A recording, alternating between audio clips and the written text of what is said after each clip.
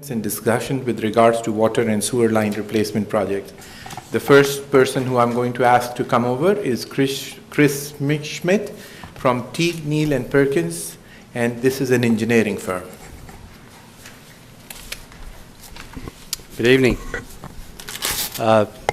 Mayor, council, members of the audience.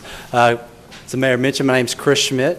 I'm with Teague, Neal and Perkins. We're an engineering firm. Going to have a brief presentation tonight, a little bit about us and our firm, our capabilities, and hopefully a lot about your projects. That's really why we're here, is to talk about your projects. I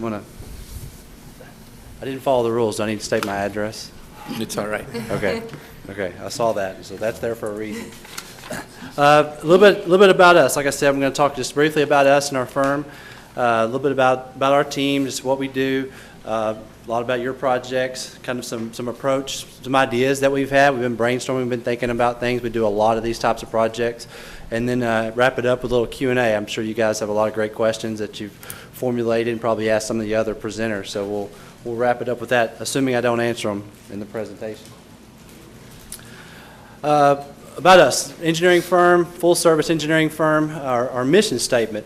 We're really here to serve our community, serve our clients, and improve our communities by doing the right things right. It's part of our mission statement. It's real catchy. It sounds good, kind of cliche-ish.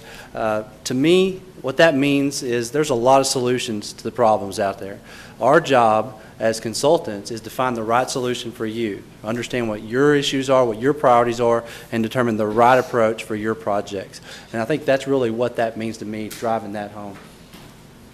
Again, our firm has been around North Texas for 35 years, full service engineering firm. We land surveying, landscape architecture, planning.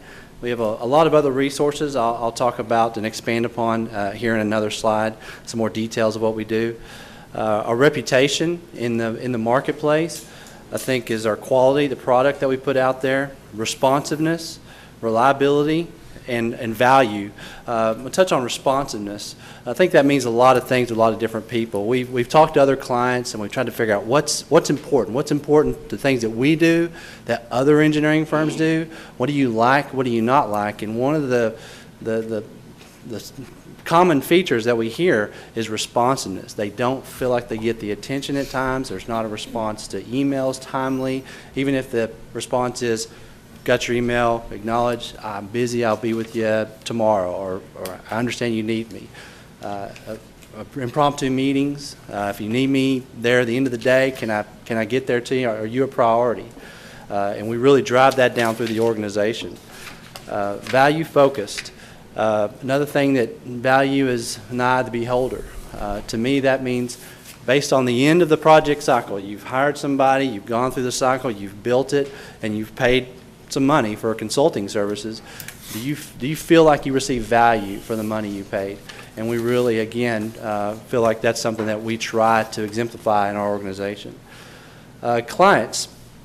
We currently serve more than 85 different governmental entities in the region, whether that be cities, TxDOT, state agencies, Texas Parks and Wildlife. That's really our DNA. That's what we do. We serve cities. I think you may be hard-pressed to find another firm that serves that many cities, just the volume of cities, our clients, and the different people we work for. Again, we have a Fort Worth office, a Dallas office, a Denton office, and a Sherman. I'm the principal in charge of the Dallas and the Sherman office.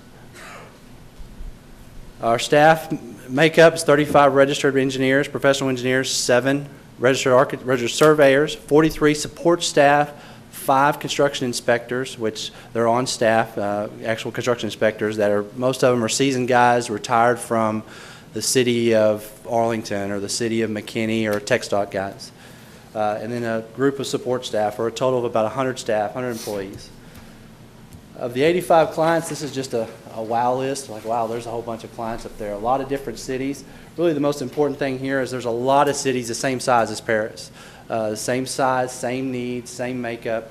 We just wrapped up a master plan. I know you're working with a master plan and another consultant, CIP makeup. We just wrapped one up with City of Denison. It's a very similar size, very similar needs, aging infrastructure to, I think, what the City of Paris is dealing with. Service capabilities, that's what I explained earlier. really, when we first started, we were a civil firm, and we did municipal, we did paving, water, wastewater, storm drainage type projects.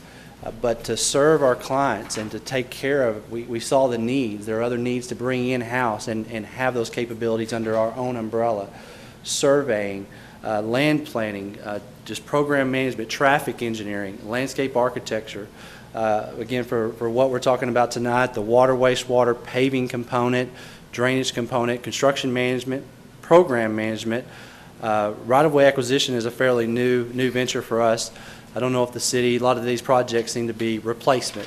So they're in existing neighborhoods, existing residential areas. So right-of-way may not be a need, but depending on the alignment where the lines actually need to be installed, there may be a need for an easement or actually right-of-way to install that.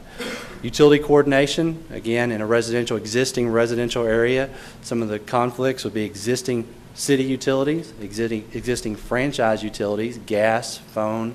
A lot of coordination needs to happen there to make sure that you don't have problems in construction. And then subsurface utility engineering, I want to touch on that briefly. Subsurface utility engineering gives us the ability to locate these elements. 1-800-1-call, those are services that will locate those in the construction phase of a project. But SUE services, subsurface utility engineering service, is a service that we provide for design phase services, so we can design around those conflicts. We identify them early on in the process. This helps us be a little bit more efficient with our design. Experience approximately 500 projects in the last 5 years. A lot of these roadway projects predicated the need for water and sewer and drainage projects. You don't want to go build a road replacement, asphalt or concrete replacement on top of an old water line. So a lot of those projects go hand in hand. There's just a couple of slides here on the types of projects. Small diameter, large diameter. Again, some of these projects were related to a roadway reconstruction or a road rehabilitation, but not all of them. And can you please go back to the previous slide? I'm sorry.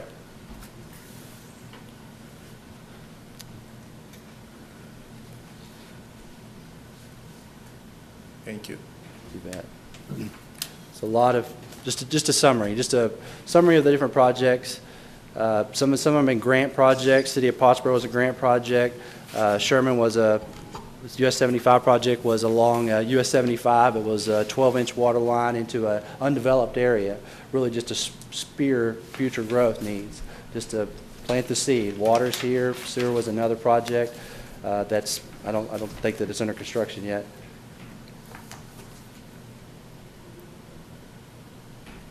For a total linear footage in the last 5 years, we've designed, and most of them have been installed, approximately 100 miles of water and about 50 miles, about half that of sewer projects. And that's purely on the utility side.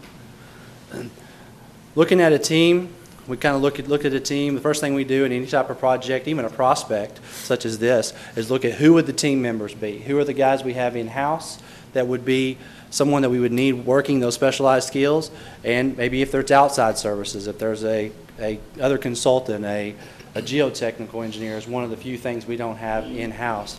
But I think what's really important about this slide is we realize that there is also a local entity. There's a local surveying firm. There's a local engineering firm. There's several local firms that have knowledge, have inherent knowledge. There's value there. We've worked in other cities where partnering was definitely an asset to the cities, to the citizens. So we're interested in that. We see the value in that. That's something as things would move forward, that would be definitely something that we'd be interested in the design aspects. Something else on this slide that I think is important from our 50,000 foot view. When we first reviewed the projects, we looked at the makeup. We saw potential for 3 design teams in an pretty aggressive design schedule. If the city, I believe, if I understand correctly, the city has funds coming in, and the first thing you need to do is you're looking to spend those funds. The citizens have approved the bond program. There's a list, I believe, of a priority of projects. So we really want to I think the city really wants to get those projects built, get them in the ground. City staff was gracious enough to provide us with a map. There's I believe a list of 20 or so, 25 projects that are really being evaluated at this point that have made the short list. And on this GIS map, they provided us. We just really took it up and we divided the city into quadrants. Like 82 was really a nice divide. There's a good grouping of projects on the north side of town and the south side of town. And we just looked at it as though if you had an aggressive schedule, you could break those projects up, put those design teams in a group in a certain part of town, and really expedite some of the design aspects. Northeast quadrant, southwest quadrant. I really feel like the grouping that I looked at, the west quadrant would be its own, the northwest and the southwest. There's really only one project on this particular map south of 82. And again, a lot of these projects represent residential reconstruction. Okay, so there's us in a nutshell. There's Tignaw and Perkins. Here's all the things that we know how to do, and here's all the things we can do. Now it comes time. Your projects. I think you've already done this. You've looked at it. How are we going to do all this? Prioritizing projects, number one. Well, number one is how you're going to pay for it. Number two is prioritizing projects. So I understand that there's another consultant working on the CIP plan. A lot of that's already run its course, and it's getting close to fruition. But things that you look at and things that we look at when we're on that side of the table is are we taking care of the public health and safety? Is there a part of town that doesn't meet water pressure minimums, has fire demand issues? We need to convey water from the north side of town, the south side of town, west to east, or vice versa. So those take priority. Those take precedence. Life safety, regulatory compliance. Are we complying with the standards, TCEQ standards? Impact, how are the citizens impacted? Businesses, residents, councils and staff. Are there projects that councils promise, the parks projects or the youth group, the youth athletic program, to get a project done? So those all get factored into the priority list. Development, and really at the end of the day, it's ROI. Where am I spending my money today so I can get an immediate return on that investment?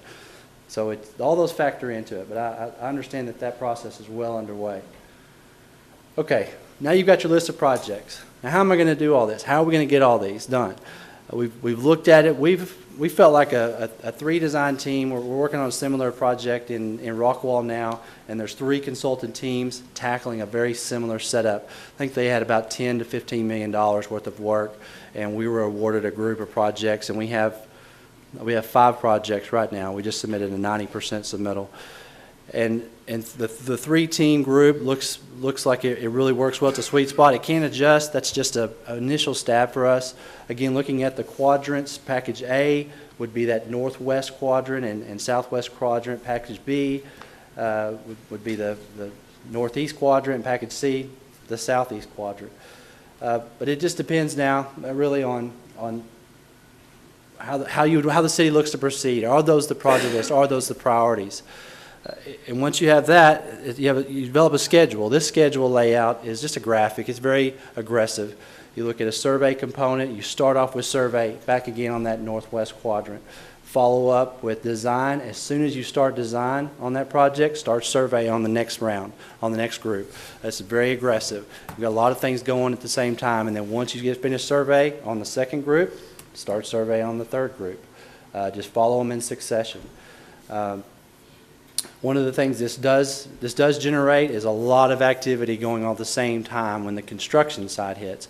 That can be, it really depends. You're really limited on capacity, staff capacity, or your management capacity. Contractors, you can get a lot of contractors to do a lot of this work come in. There's a lot of guys, a lot of great companies that you've talked to that are anxious and eager to get in here and do some of this work.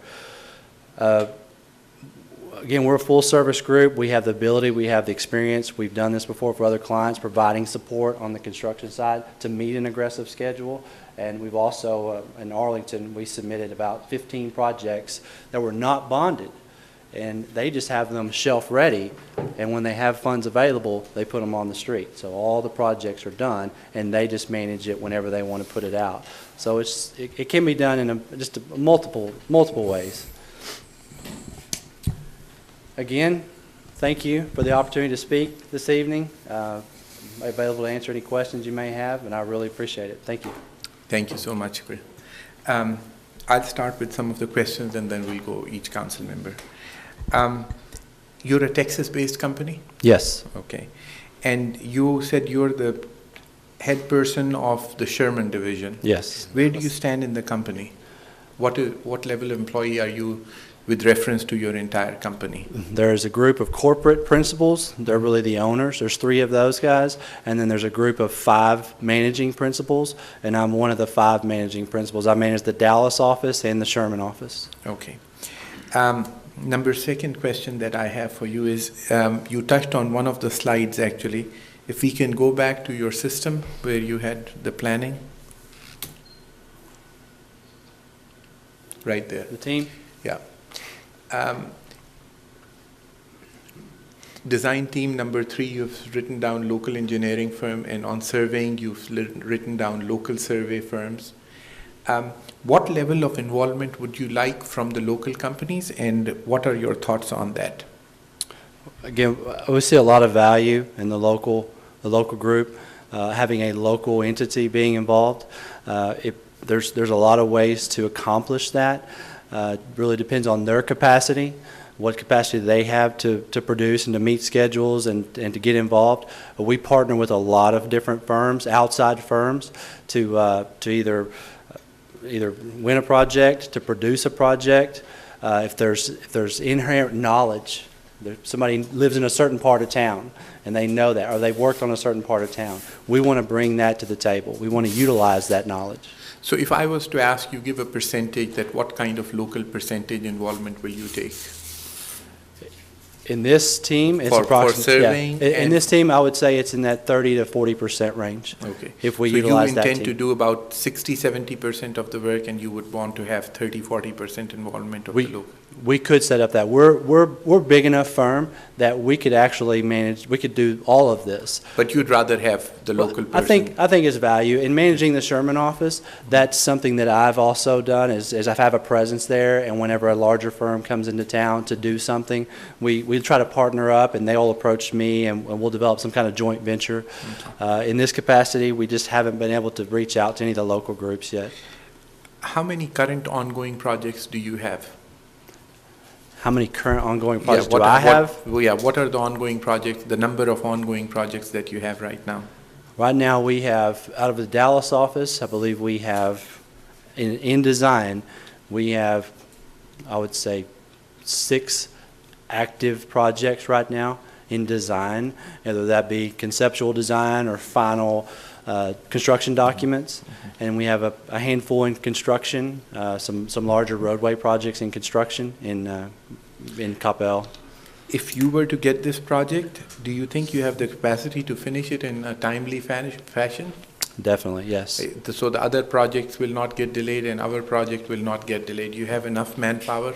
Yes. Okay. In our approach, again, we've identified 3 design teams. We have enough horsepower in our organization that I could bring in 6 design teams in the company. You're involved in the designing. Tell me a little bit about supervision. Do you do the supervision yourself, or how does one go about it? And I'm talking about supervision of the contractors, that what was written in your specs, and I take it you prepared the specs. Correct. That what is written is followed in the specs. There's different cities have different levels of staff or capacity. Some cities we really are hands off. They manage it a lot of times. Other cities, they ask us to be more involved. Our construction management group, our construction inspection group will be out there to inspect construction if needed. If the city does not have a construction inspection group, or they need to supplement it. They're busy and they can't be in 2 places at the same time, or 5 places at the same time. So from an inspection standpoint, that's a critical part of the construction management buildup.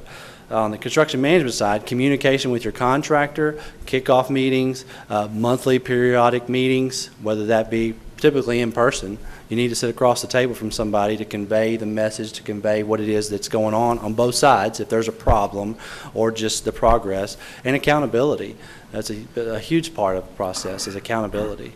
But we have a group that is a construction management group, and that's what they do. Okay. You've read some parts of the project, I'm sure, and so looking at the previous projects that you have done, what do you think is I'm not asking for the amount, but what percentage do you think is the engineering cost of a project like this? The engineering, just the pure design? No, not pure design and supervision. Design and supervision. We had the exact same situation in Rockwall that I mentioned earlier. That was a $10 million project. Yeah, though. where we had a design contract, and then they actually asked us for a construction management contract, and they didn't really know how much they were going to need us, but they asked us to give them the full amount.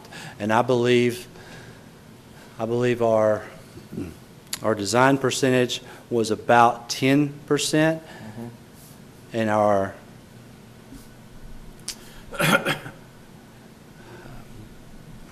I'm not sure how the percentage relates on our construction management side. Okay. All right. Are you familiar with AECOM? Yes. Compare your company to that company for me. I believe the difference between AECOM and us is we're a regional firm. We're based in North Texas. This is where we do most of our projects. I believe AECOM has a lot of regional offices or national offices, and they're a quality group. There's no doubt about it. They do a lot of great work, great projects. But again, I think that's the biggest difference in between the two groups. Is this is our home base. This is really where we specialize. Cost-wise, do you think you are comparable companies?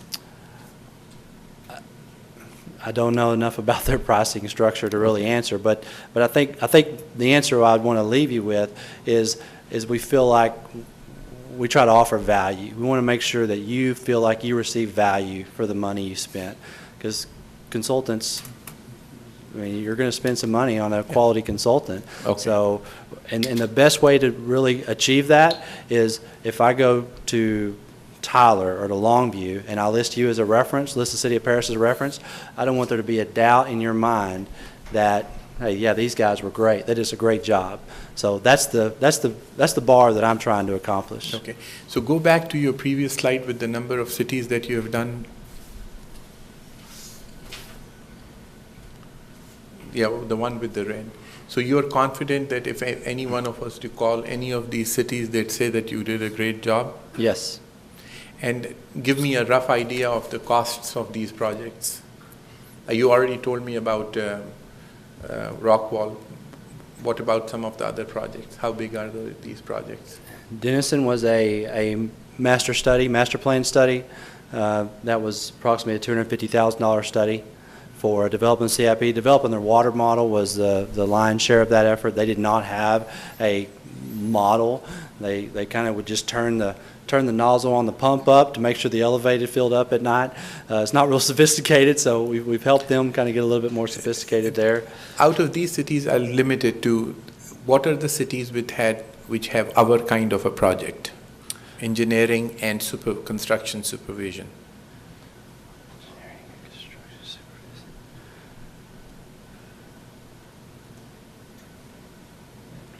Addison involved construction management.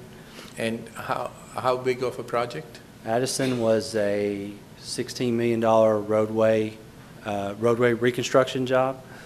City didn't really have the staff, so it was a full service design program management contract. They actually have a bond program manager who's managing their bond and their consultants, but we were managing the contractor. What is the largest contract that you've had? Largest contract was probably a TxDOT contract, and it was near $3.5 million, I believe.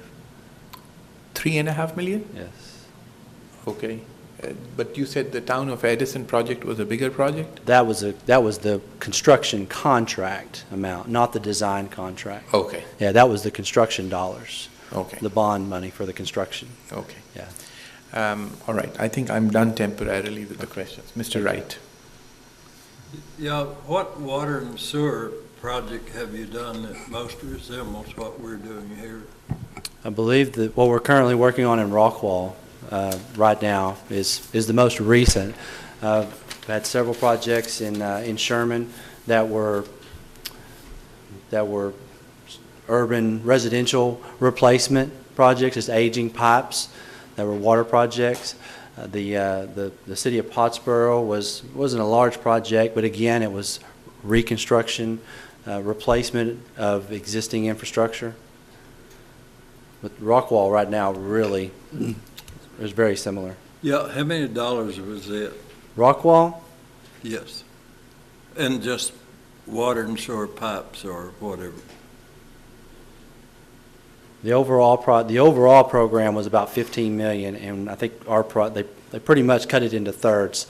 So I believe ours is right at 5 million. How many projects our size have you done in water, just with water and sewer? With just water, Water sewer. and sewer lines. I don't know the exact number in the slide that I've got here. I don't know that I had the exact number of water and sewer projects, but there are several of these projects. It's hard for us to relate the linear foot to dollars and cents. Right. Yeah, I didn't develop a dollar slide of dollar projects. I was looking really at linear footage of projects. So could you tell me which ones were our size or larger that you've done in just water and sewer?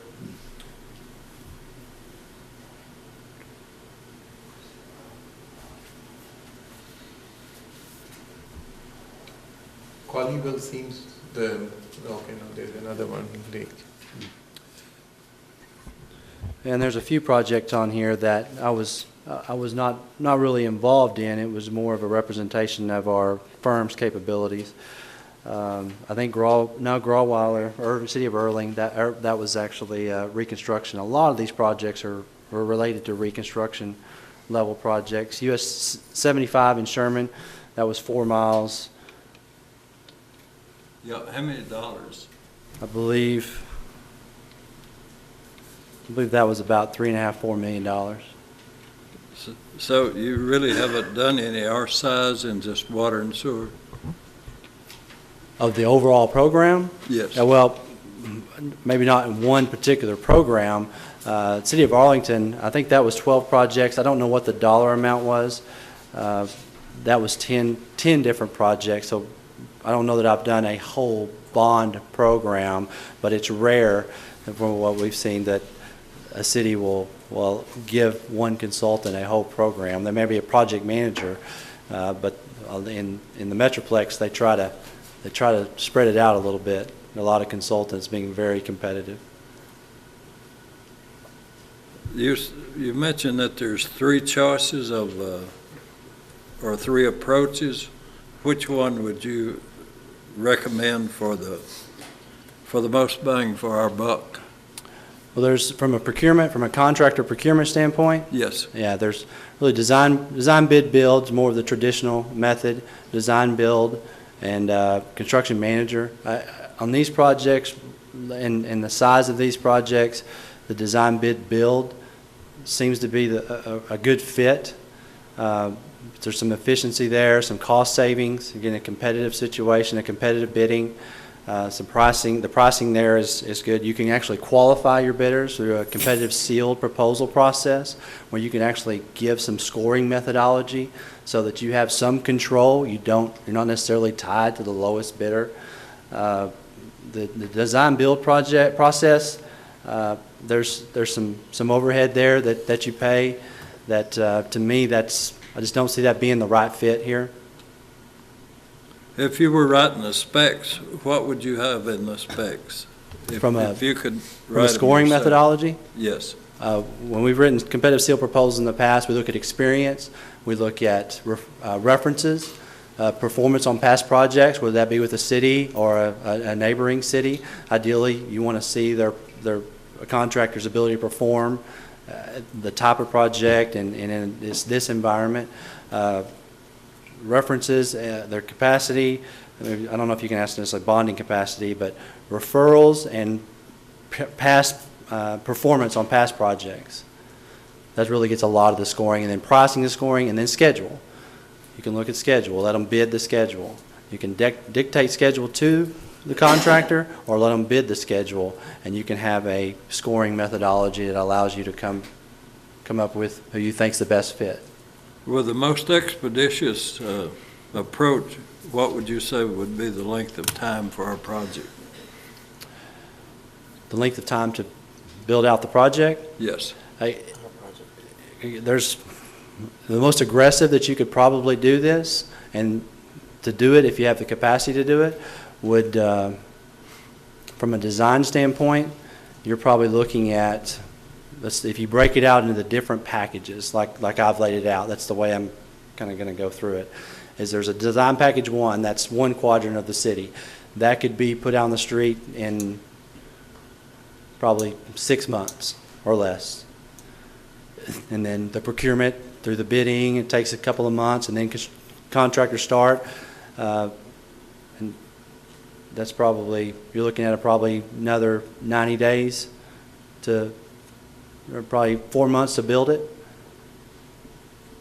And then while that's going on, if you have this aggressive schedule that I've laid out, you have another design team starting. So one design team is working on that group of projects through the surveying aspects, the engineering, the procurement. You have another design team that's doing the same thing. So they actually overlap. Even though they're a linear schedule, they overlap with those different design teams. You'd have something in the pipeline at all times. Something in the pipeline at all times, that's right. That's all my question. Mr. Jenkins. Yes, the project you said you had in Rockwall is similar to the one we have here. Correct. Is that ongoing right now? Yes, we made a 90% submittal to the city on Friday. When did that start? When did it start? I think we've been under contract for 2 months, about 12 weeks. 2 months. Yeah, I expected finishing that by how long?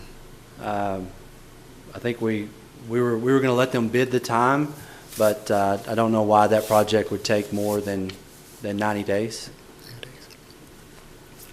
Thank you. Ms. Lancaster? How many projects do you have ongoing right now? Ongoing right now. Speaking from the Dallas office, we have approximately 6 projects in design. We have a handful in construction, and we've got a couple in the pipeline that we don't know if they're actually going to follow through or not. Mm-hmm. Thank you. Thank you. Dr. Grosnickle? On these projects, are you saying that every time there's a line, on the maps, that the engineers will have to design every bit of the materials, the construction technique? Is that how this works? I mean, we're going to be hiring an engineer to do on every single project, every pipeline, every sewer line will have to be engineered by someone. Right. And that might overtax our city engineer, I would assume, pretty quickly. So we're looking at quite a bit of engineering fees.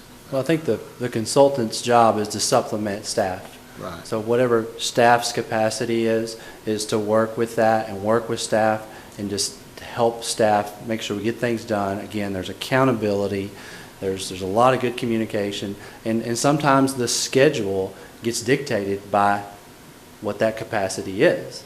And something that we've learned to do in doing this elsewhere is to bring on resources that help us supplement that. We have the right people that can answer those questions, that can be accountable, that have the knowledge, that have the experience. So there's still a lot more to learn here, a lot of things to figure out that go into the crystal ball that you finally figure out what that product looks like. But the key is to have the right people at the table.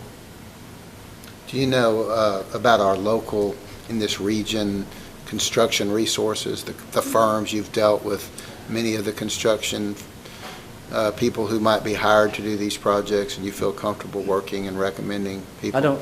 I don't necessarily know the firms locally to Paris, but I know a lot of the firms that bid in the Sherman Denison work that also try to bid Paris work from time to time.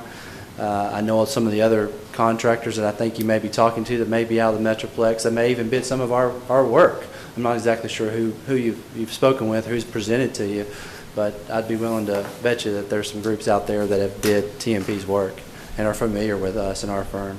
Because we work for so many different cities that I'd be willing to speculate that they're familiar with us and vice versa. Okay. That's all I have. Mr. Fraser?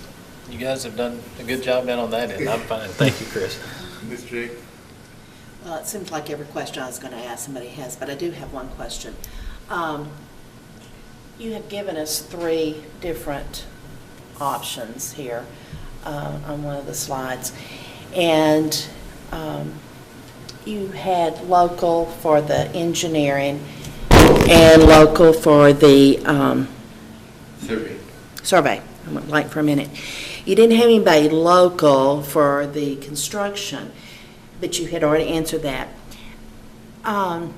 In your past history, do you like working with just strictly your people the best, or do you have a problem in bringing in local entities? That's a great question, and I've got a perfect answer, because working in Sherman, it was more efficient for me to use local labor. Number one, because they were local, they were right there. I don't have to bring somebody in from Fort Worth or Dallas. Number two, the relationship aspect. I could develop a relationship with that person, and who knows, once you develop a relationship, who knows where that leads to. There's all sorts of opportunities on the networking side, and that's something that I really like to do. Is the reason I like even doing this and why I'm here today is I like the relationship aspect of what I do. I'm a number cruncher, and I can sit back there all day long and get my head in a monitor and do that and love it, but being out here is what I like to do too. So working with that local group, I see value there. Value leads to efficiency. I get the job done. I make the client happy. That's the bottom line. We got it done, and you're happy with the results. So whatever it takes, and if a local person can help us get there and make that happen, you bet. Okay. That's great. Thank you. I got one more. Mr. Wright. I got one more question. Is there an alternative answer to any part of our problems that you're aware of? An alternative answer to your problems. Pardon? An alternative answer to your problems. Can Other you? than replacing the lines? They're replacing the lines. On your water side, really, once that infrastructure's lived its life, it needs to be rehabilitated. Now, on a water side, if that's old cast iron pipe, it gets scaled up with minerals, and there's not a lot of alternatives. They really can't be cleaned out. It's pretty much there. It's part of the pipe. On the sewer pipe, there's alternative construction methods which may be less intrusive to the pavement, less intrusive to if it's outside of the pavement and you're tearing up somebody's yard, you can go in with some tunneling, you can go in with some slip lining. There's rehabilitation methods that you can do on the sewer side that really aren't available, that aren't really good solutions, good products on the water side. And then on the pavement side, again, on the pavement side, if it's an overlay project or if it's a reconstruction project, there's means and methods there to be efficient with your money. But again, it comes down to the product. What are you trying to accomplish? Why are you trying to accomplish that? So it kind of goes into the magic box to come up with a solution. So there's always alternatives to different things, but there's usually a system that makes sense. Back to my first slide. What's the right solution for you and for your needs? So that's kind of our makeup, is trying to figure out what those things are per your individual criteria and your individual problems. Thank you. Dr. Grossman. I have one more question. Let's say we pick a street that needs both new sewer and water lines, and we're just talking about a city block, and that can vary, I know, but I'm just concerned about the people living there and how fast that work can be done, assuming there's no, severe surprises. And I know there could be, because some of these areas were built a long time ago. That's right. And sometimes the maps don't really show where the pipes are. That's right. And so, is there any way to estimate how long people would be without water or sewer? What's acceptable? What's the maximum most people could tolerate? Because I don't think I could tolerate it very long. Really, the answer is that you design the project so that you have that line in service during construction. And the only time they're without is after the new line is in, it's tested, it's approved, or it's to a good spot, that then you can switch services over. So that's part of the design aspect and the phasing of where do I put the line, how do I avoid those conflicts, make sure that these citizens or businesses are not inconvenienced, or you minimize that inconvenience, especially on the business side. Not to belittle the citizen side, but the business side, if it's a restaurant or something that uses water, you need to be very conscientious of that in the design and the phasing aspects and how that's done. And that's just part of the engineering aspects of how do you fit this? How do you make that work? On a reconstruction project, that's one of the most critical aspects, is to minimize the impact. Yeah, because we're trying to not tear up, a lot of these projects, the lines may be under the street. Right. And we're trying to not pick too many of those, because then we're spending all of our money on, That's right. on repairing roads. And And we know there'll be a certain amount of that necessary. I'm going to go back to Rockwall because, again, it's the most recent, it's top of mind. In Rockwall, the existing water line was in the parkway. It was behind the curb. And we ended up moving it in the curb because, number one, we couldn't put a parallel trench because there was underground telephone and electric in the same vicinity. So everything was too close. We couldn't get in there. Driveways, landscape beds, trees, beautiful trees. So it made sense there to put it in the road to minimize the impact. Even though there was a cost associated with that, the city was comfortable with that, and that was the recommendation we gave, and that was the right solution for them. Okay. All right, thank you. I do have one more question.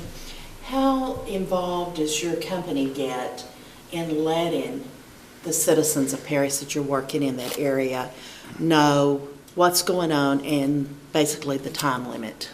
We've had several projects where we've actually had a web page. We've had a web page with social media now. We're getting into things with Facebook or Twitter alerts, or it can get as sophisticated as you want. A lot of times we have staff in-house they're not really a PR firm, but we have relationships because of that, and we could bring somebody like that in to have a real media presence and really communicate that. Addison, I think I may have mentioned the Addison project. That was actually part of our org chart. We had a PR firm on our team, and I think that was something that helped us win the job. If you've been to Addison anytime, it's a lot. Midway Road's the road we're working on, and there's 50,000 cars a day, and that population of Addison about quadruples any given day. But we have experience with that. It's really what fits your citizens' needs. How do they receive information? Is that through the newspaper? Is that through the local media? What's the best way to communicate that and develop a plan and a program to make sure that you're doing everything you can to let people know what's going on? Thank you. Anyone else? Thank you so much for Thank coming. you. And Thanks for your the chance. time. Thanks for the opportunity. We really appreciate it. Next, I'm going to ask Mr. David Jones from John Burns Construction Company.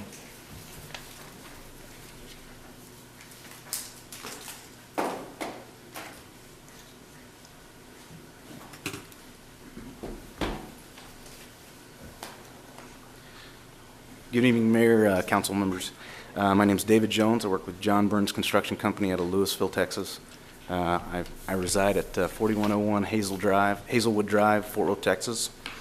I guess purpose of this, I was contacted via the city to kind of give an overview of the services we provide, the nature of the projects that we perform, and municipalities that we perform them for. Generally, we see different contractors and different contract values bring different kinds of contractors into the picture. Large, local, small contractors, bigger money brings bigger contractors. Go ahead. Can I interrupt you for Yes. 1 second? I apologize, but I'm going to go back to a question from the gentleman, and I apologize for doing this. Have the two construction companies that are presenting today, have you worked with either one of them? One is John Burns Construction out of Louisville, and the other one is S.J. Lewis. S.J. Lewis, I believe, has been on some of our work. I'm not familiar with the other firm. Thank you. We have, though. That doesn't mean that they have been on some of the Yeah. other projects. Yeah, we have worked and Okay. bid on Tignon and Perkins projects. We see a lot of what You answered the yeah, question. not a problem. North Texas Water District, stuff like that. That's kind of a relationship there too. So typical projects. We see contract values $100,000 to $1 million. It brings certain group, like anything else. The million to 30 million plus, definitely a different group of characters. What you'll typically see is, on the smaller contracts, the 100,000 to $1 million, you'll get mostly local guys that don't have to go feed the big engine and get the $30 million to keep the company rolling. They're, entrenched in their local economy, providing local service with contracts that range typically from that 100 to $1 million.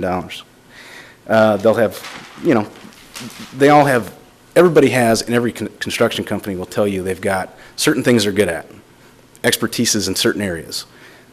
Typically, local guys, sometimes the smaller local companies, limit some of the expertise or some of the knowledge of larger pipelines or certain materials. For instance, just like water line, reinforced concrete cylinder pipe. Not everybody knows how to lay that in the ground, and if it comes up on this project and it's a recommendation from an engineering firm, it's possible that a local company may not know the techniques to put that in or not familiar with the material.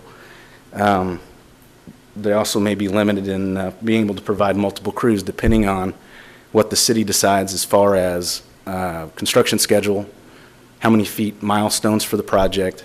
It could be, I don't think an engineering firm would do this to you, but, you guys could put the 20 million in the ground in a year. Well, that's really aggressive. But is it realistic? No. Every street in town will be tore up and residents will never vote you back in. And they also have limiting bonding ability. If you get up in the $10 million, everybody's got a limit. Obviously, the bigger the company's pockets and the more that they can prove to their bonding companies, the more projects they can put on their books and provide services for. The larger contracts, that million plus to the 30, 40, very rarely in a situation like this, kind of to go back to the previous presentation, that my experience is they don't let $30 million or $20 million of construction in one single contract. It would behoove probably to break that up into a couple chunks to make sure you're getting, a different view or a different angle from whatever contractor that you may select through your bidding process, low bid or competitive sealed. In those large contracts, you'll see contractors that are large to medium contractors, regional or local. Like myself, I would consider myself a regional contractor. We're out of Louisville. We perform construction services in a lot of North Texas. This is kind of a reach for us, but laying pipe, and there's nobody here that's going to put that 20,000 in the ground that lives here locally. We'll all have to mobilize, relocate some of our forces temporarily to get the project done, in a fashion to, meet the contract needs, depending on how the engineers write it up. One thing you do get with larger contractors, like S.J. Lewis, we bid on a lot of stuff. By no means are we as big. I would say, like S.J. Lewis, kind of like AECOM, is a national contractor, like AECOM's a national engineering firm. We've got another sister office up in Chicago. By no means are we national. We're here to supply and support our local economy and local needs, and that's kind of what we've focused on, and that's what we've been good at for 30, 40 years. So, in this local area, North Texas. We do, because of that, and we get projects with North Texas Municipal Water District. We do a lot of work with City of Dallas. You see different construction materials, different construction methods, pipe bursting, slip lining. Something they started coming out with is some water rehab, where they actually rehab the water line and then go back and connect services later on, which is something that's a little newer to do on the water lines. One of the big, perks, or one of the things a large contractor can provide is multiple crews. If, for instance, you guys do have to get this thing done in 2 years, or that's the time frame you guys put on it, or the engineer through a focus group or whatever you guys would choose, put on the time frame of the project. Obviously, it'd be multiple crews. Larger companies going to be able to provide that and get the project done accordingly. And then, like we talked, bonding power. We can bond a $20, $30, $50 million job. We've got other projects that are 15 and 20 million right now. So to have one person that's responsible for that bonding, it's construction. Things go wrong, you get bad pipe. We've gotten bad joints of pipe before from some pliers. If it's all over town, say you get a bad batch of pipe, but it goes to 4 guys. Well, now you got 4 bonds to call on, 4 contractors, come and fix your pipe. We think there's something wrong with it. Sometimes it helps having a large group with one guy, one call to make and come fix this, it's your problem. One of the things I'd like to focus on is our work experience with the City of Dallas. To me, it's the closest thing we have performed that would be similar to this. Multiple location, multiple year projects with scopes of 15 to 20 million.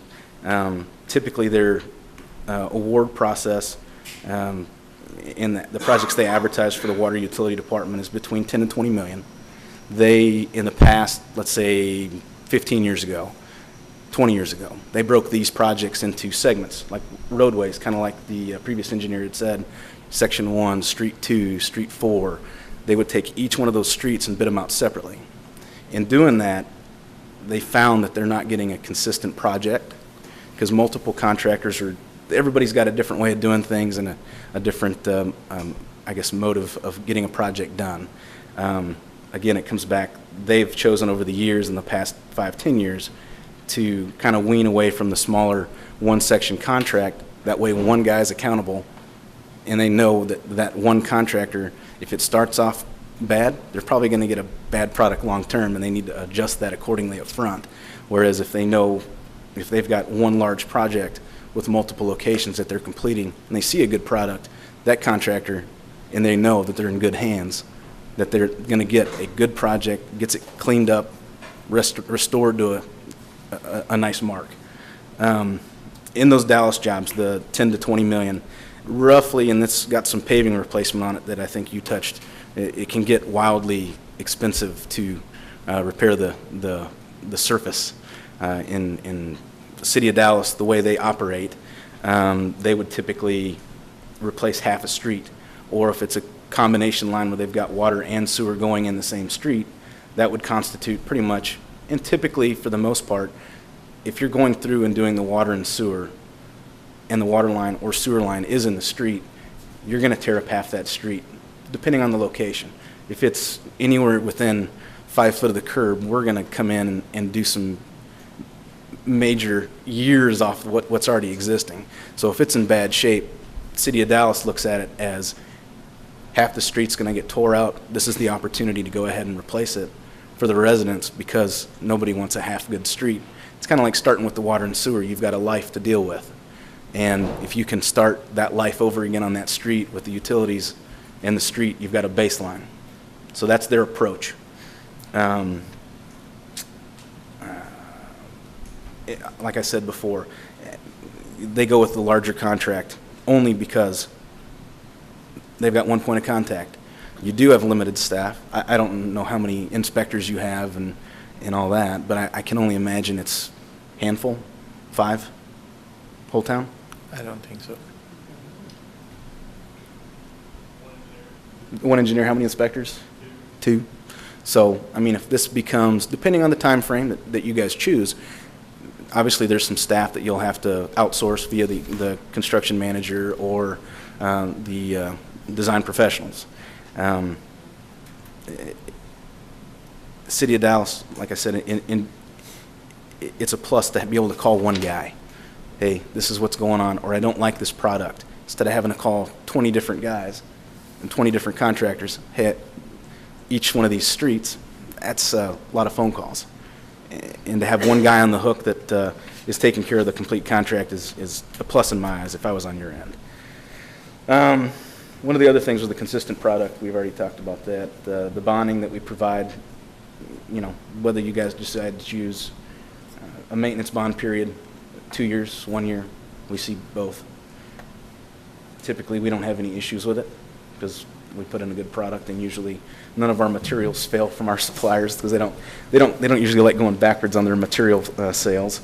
So they usually have a very good QC of their materials as well. And then one thing that that we see too, and that we do in the City of Dallas contracts, is employ local services, pavers. John Burns Construction has a couple concrete crews. There's a lot of asphalt when I was driving in town. We're not asphalt guys. That would be an opportunity on this project that I could see just blaringly, that I would get involved with some local pavers, because it's not my cup of tea. We put pipe in the ground and make it work and all that, but the restoration, as far as paving goes, we would definitely reach out to the local contractors for that, and pipe as well, depending on the area, the situation. Obviously, if a large contract was awarded, there's expertise and things that we definitely need to do, and there's probably some other sections that would definitely fit into what the local contractors can typically do. That concludes my presentation. I'm open to questions. Mr. Jones, what level employee are you with the company? Chief estimator. Okay. And what are your current ongoing projects? Currently on City of Dallas, we've got $40 to $50 million that'll be completed in the next 2 years. We've had at least $30 million of their work on the books for the last 10 years. Okay. We have other smaller contracts. This kind of little situation doesn't happen, and it depends on how you guys let it as well. And we haven't decided yet. Right, and that's kind of why for me, it's, I don't know, it's an open book. Like I'm sure you guys are making your decisions and have big decisions to make on how this project and this money is going to be spent. On my end, we've done $200,000 projects. We've done $20 million projects. And if we decide, supposing that this will be a whole project and you get selected, do you think with the ongoing projects in Dallas, you have the ability to continue on with it? Definitely, depending on the schedule that you guys choose, kind of extreme. Supposing, let's say we choose an extreme way of doing it, which is not what you suggested, but Right. let's just try. Extreme way, if I could get local involvement, pretty strong local involvement, maybe 2 or 3 crews, I could probably dedicate 3 to 4 crews to the project, Okay. which would kind of give you about a year if you spin everything all at once. Okay, But it'd be a real busy year. all right. How long have you been with the company? 8 years. Okay. Thank you. That's all that I have for now. Mr. Wright?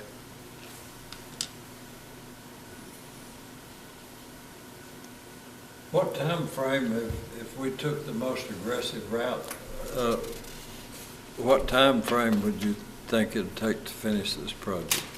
Typically, what we're seeing on our City of Dallas contracts, let's say a $15 million job, we see about and it all breaks down to how many crews as well, and how many locations the city would be comfortable opening up at once. With the most aggressive approach, how long? Well, I mean, you could put, if there was 20 locations, I don't personally have 20 crews to dedicate to the project, but for instance, it'll take me 2 years to get a $15 million job in the ground with 2 crews. With 2 crews? Yes, sir. Okay. How many crews could you put here at one time now? I would say, and obviously we can grow and shrink as needed. It's construction, name of the game. Pardon? But construction's always growing and shrinking. In the last couple of years, the crews and typically the companies have downsized a little bit, but we're back on the move up. We've had 20 crews. Right now we're at 15. I'd say we could probably 4 to 5. And it all depends, really, So you the could construction complete it schedule in 2 depends on the years? size of contracts. Does that mean you could complete it in 2 years? If it was a $15 million contract, probably yes, depending on the sections that are getting done. Typically, City of Dallas is 8-inch water, 12-inch water, 8-inch and 12-inch sewer replacement. Typical depths between water, obviously about 5 feet. Typical sewers, 8 to 10.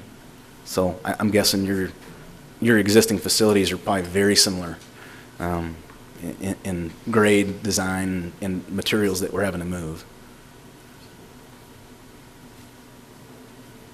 How soon could you get started if? Sign me up. No, in all honesty, I'm guessing the design phase is probably going to take quite a bit. I mean, it's probably going to Sure. take, I don't know, 6 months, maybe a year to get everything evaluated. And depending how you guys let it out, I'm not, I'm not sure. That's all the questions I have. Mr. Jenkins? I have no questions. Ms. Lancaster? I didn't hear you say how long your company had been in business. We've been in business since 1906. That's a long time. Locally, we've been in Dallas.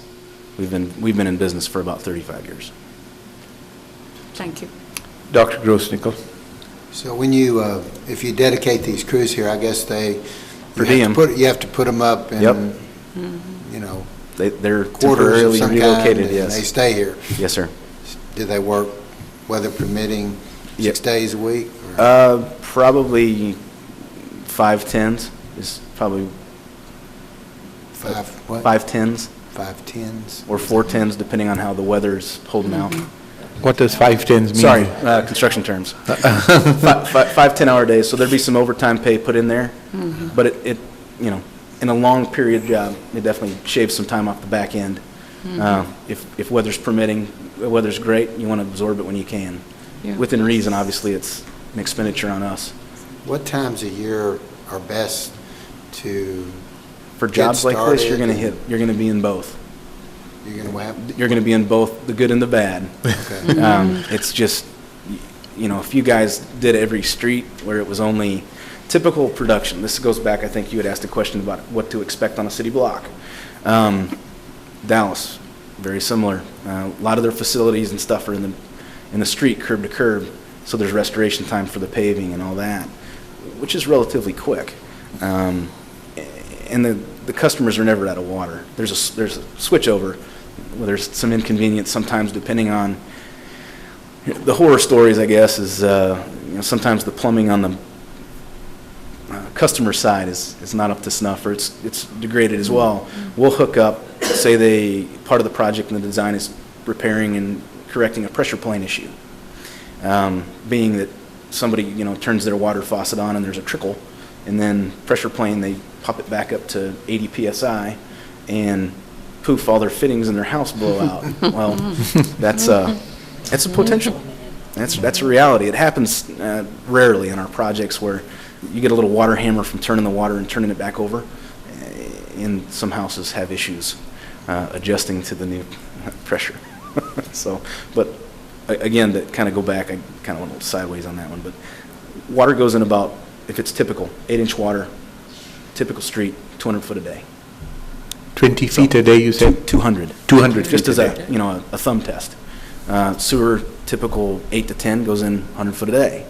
You've got manholes and other things, subsidiary items that go along with it, but it's about 100 foot a day.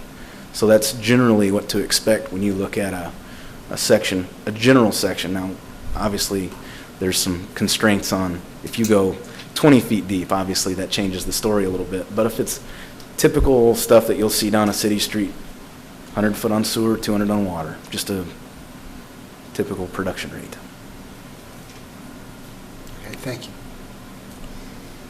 Mr. Frierson? Just to kind of go over things again, you're saying design will take about a year? I don't know. I mean, just, Come on. Come on, design professional. Well, from the design side, when I alluded to in my presentation. Yeah. It depends on how much horsepower you throw at it, how aggressive do you want to be. okay. You bring in multiple teams, multiple consultants, your local resources, it's a capacity equation. So how quick do you want to go, how many resources can you bring to the table, and just chew it away, just chew up that. So that just depends on how much you throw at it, how quick it gets done. Fair enough. Like I said, with the Lot of construction variables. schedule, it's kind of hard to judge. Yeah. I've got some personal experience, kind of like with our City of Dallas work, that it just takes about 2.5 years to get $15 million done. It's kind of I don't know, rule of thumb, it just works that way typically, so. Okay. But I would imagine it's going to be, between surveying, locating existing stuff, it's not going to happen overnight. Okay, thanks. And I just have one question. Is the city of Dallas the only city y'all have? Oh, no. Can you tell some of the other cities that y'all have worked in? Yeah, we did maybe like our size, maybe? Or has it all been large cities? You know, no, everybody's stuff is the same pretty much. That's kind of, it's water line's a water line's a water line. Right. I mean, unless it's going down a huge thoroughfare somewhere. Everything we do in City of Dallas, you could probably take parts of Oak Cliff, take them over here. A lot of the stuff that's generally done in Dallas is Oak Cliff. That's the biggest section where they've got a lot more residents, a lot more infrastructure that that needs repair. So it's a typical, older city street. It's curb city street, couple overlays. Have y'all worked in smaller towns our size? No, Okay, that's fine. not lately. No. Okay, So. thank you. Thank you so much for coming, and Thank you. thank you for the presentation. Next person to come is Mr. Kohler from S.J. Lewis Construction Company. Mr. Kohler.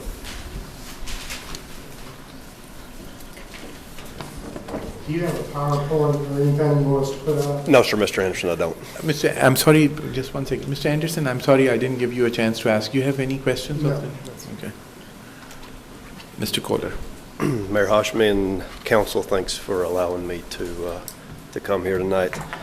My name's Steve Kohler. I'm the North Texas Area Manager and Vice President for S.J. Lewis Construction of Texas. I'd just like to give a brief overview of who S.J. Lewis is. In 1998, Jim Schuler partnered with a gentleman by the name of Les Whitman to start. Can you come a little closer to the Sure. mic, please? Sorry. Sorry. Jim Schuler partnered with Les Whitman to start S.J. Lewis Construction of Texas. That was in 1998. The company was started on the principle of the principles that were instilled in Mr. Schuler's farming and Les Whitman's construction background of hard work, integrity, and quality. Mr. Whitman oversees the day-to-day operations of S.J. Lewis Construction of Texas as its general manager, and he is active on a daily basis with estimating, project management, and field construction. S.J. Lewis specializes in underground utility services, both water and sewer, deep open-cut pipeline installation for both large and small diameter pipe. We have a tunnel division that includes tunneling projects up to 26 feet in diameter, boring, hand mining, and shafts up to 50 feet in diameter. Over the past 15 years, S.J. Lewis has successfully built and managed construction projects for some of the following agencies, or for all the following agencies: Trinity River Authority, North Texas Municipal Water District, Upper Trinity Regional Water District, DFW International Airport, San Antonio Water System, and the cities of Amarillo, Arlington, Austin, Carrollton, Cedar Hill, Cedar Park, Cleburne, Corpus Christi, Dallas, Denton, Fort Worth, Frisco, Grand Prairie, Irving, Louisville, Lubbock, Mansfield, McAllen, McKinney, Pflugerville, Pharr, San Angelo, Taylor, Tyler, Waco, Kerrville, and Houston. We have offices in Austin, San Antonio. We have an office in Houston, and our main headquarters is located, Texas headquarters is located in Mansfield. We are a regional contractor. We support the regions, the construction needs for the regions at which these offices are based.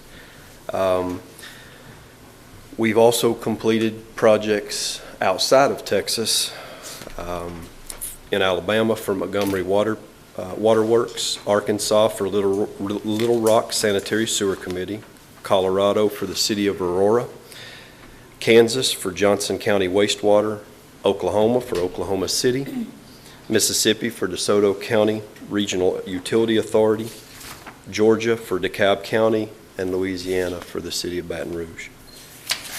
S.J. Lewis utilizes a unique management and organizational structure to ensure that projects are complete on time and constructed to project plan specification requirements. This process requires that every member of our management team is involved in every project in some manner. Our combined experience can be applied to the projects. Our management staff is able to wear many hats throughout a project. Our engineering and construction expertise provide an owner with the comfort that there is sufficient knowledge, experience, and skill to bring any project to completion. We have a bonding capacity of over $500 million. S.J. Lewis has the opportunity, with that, S.J. Lewis has had the opportunity to be part of many large pipeline projects across the southeast United States.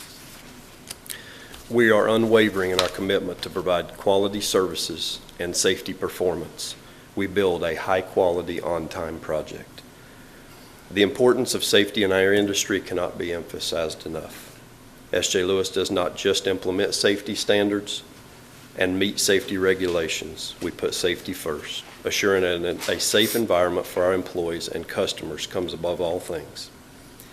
It is our close attention to detail, foundational knowledge of cost of construction, and our key personnel in project management and estimating, coupled with our overall goal of bringing value to our clients, that has established S.J. Lewis as a strategic resource for many owners and engineers during design and construction phases of their projects. At this point in time, we employ about 400 pipeline professionals.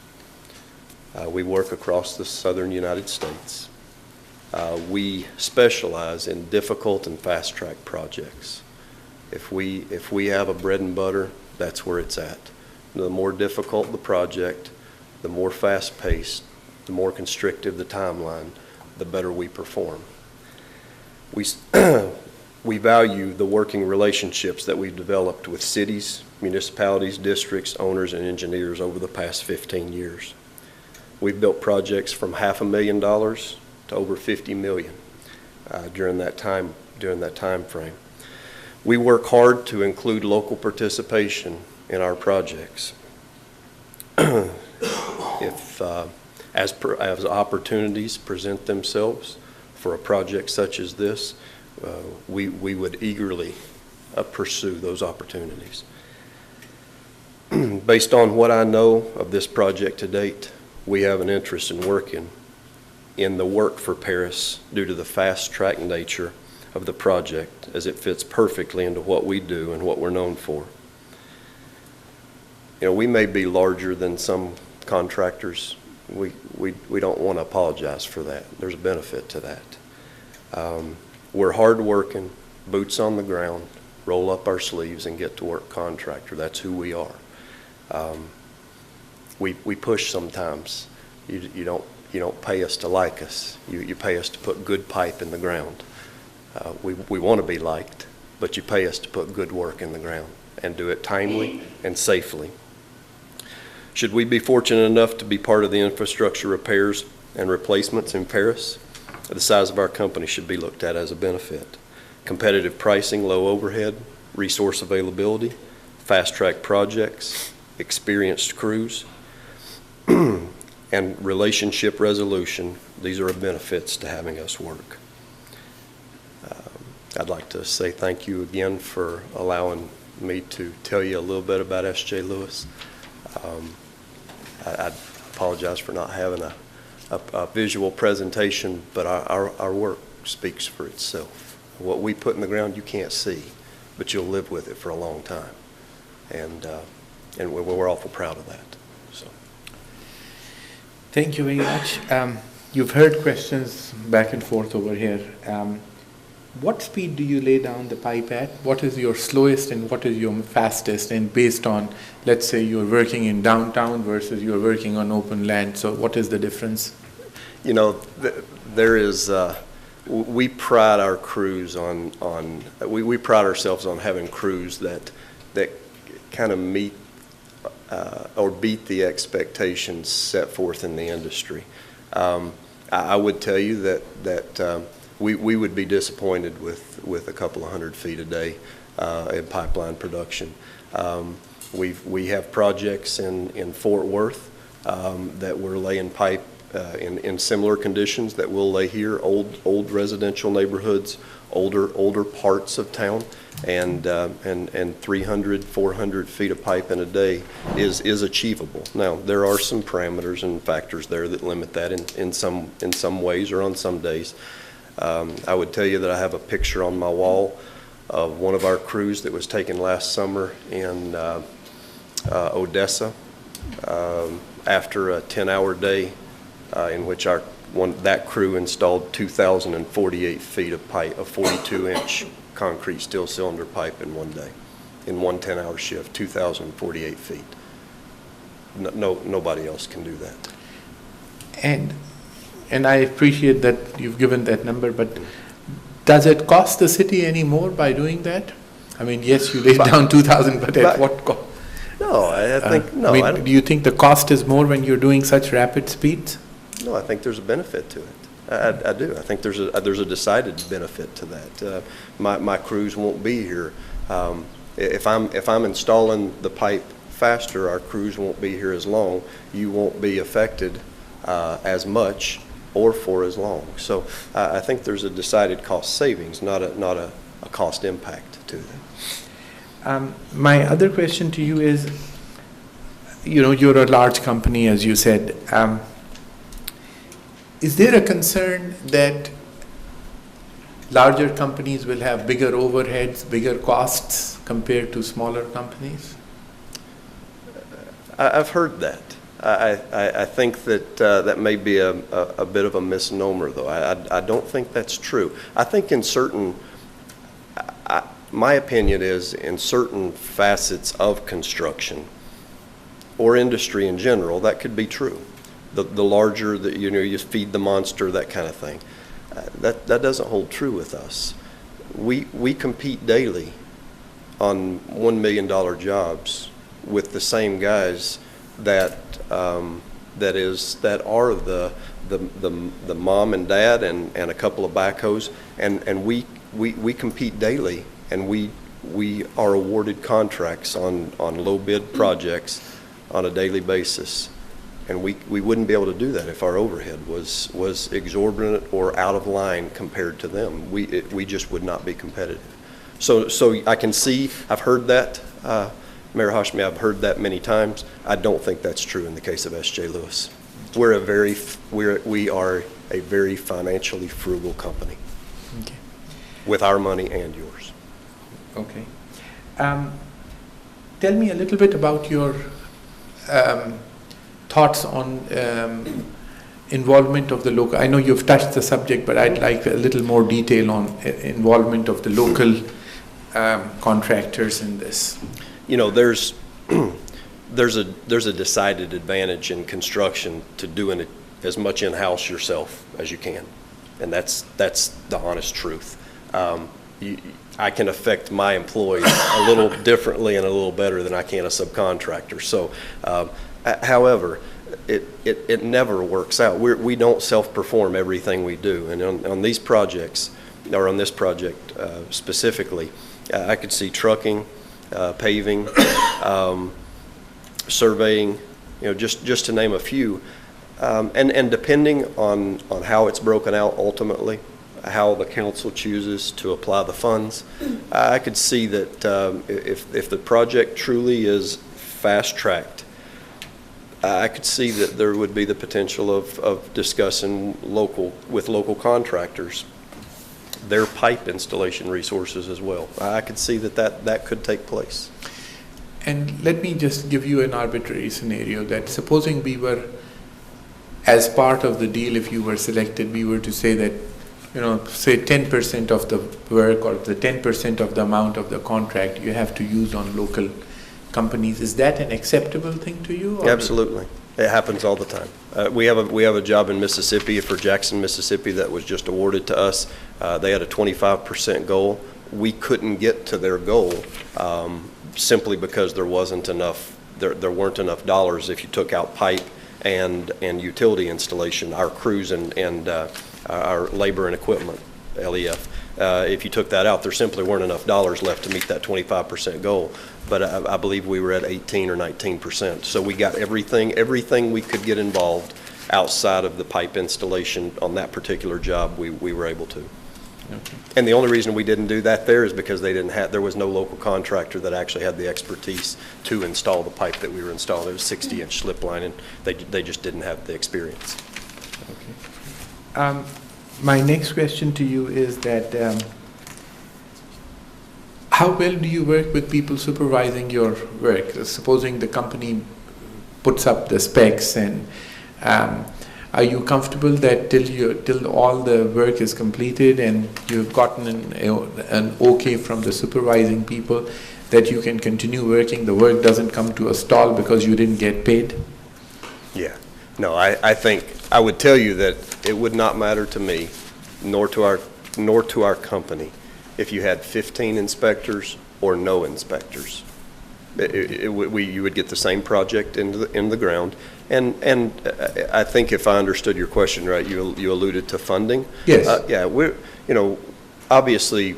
I mean, you will be paid. Yeah. I'm just saying if there's a delay for a few days, it doesn't happen that you'll say, okay, now let me just stop all other projects since you didn't pay me for last week. We have no intention, nor have we ever, of holding anybody hostage for payment. We certainly want to be paid, but yeah, obviously, and would deserve. But assuming there was that happens all the time. Okay. How many ongoing projects do you have right now? S.J. Lewis or me personally? You personally. S.J. Lewis, I'm sure, has a lot of projects. I'm not interested in that. 34. 34? And how many crews do you have? You said 400 pipe layers. I suppose there are plenty of other people working besides pipe layers. We have 42 crews. Okay. And now you mentioned briefly about tunneling, etc. Tell me, describe to me, this is completely a layman asking you, so it may sound stupid, but tell me, what do you mean by tunneling? Is there another way of laying down pipes without digging the road? Is that what you mean? There are.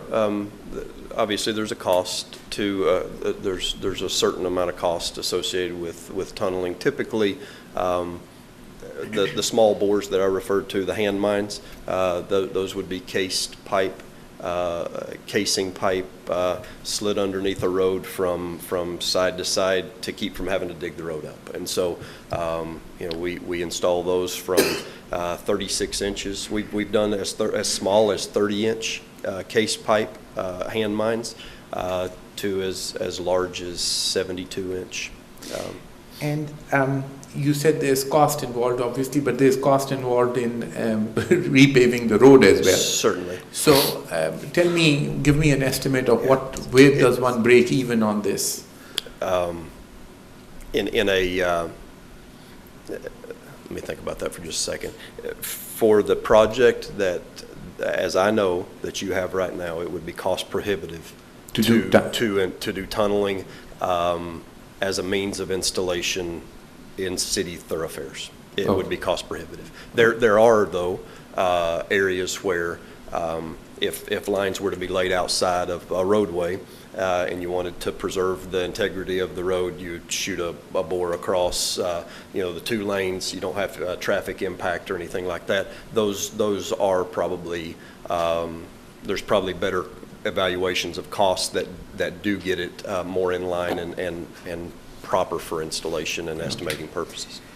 On the last meeting, the engineering firm which was here, I asked them a question, and that was that once you replace and I think the previous person addressed some of it, that if you lay new lines in and the main lines and suddenly the pressure increases in the lines, that the individual lines are liable to break down. And he said that there are ways to control it, and it can be very much avoided by pressure controlling measures, whatever those measures might be. Mm-hmm. To what extent is that correct, and how many times have you seen that happen, that now the pressure is more and God, everybody's home line is broken apart?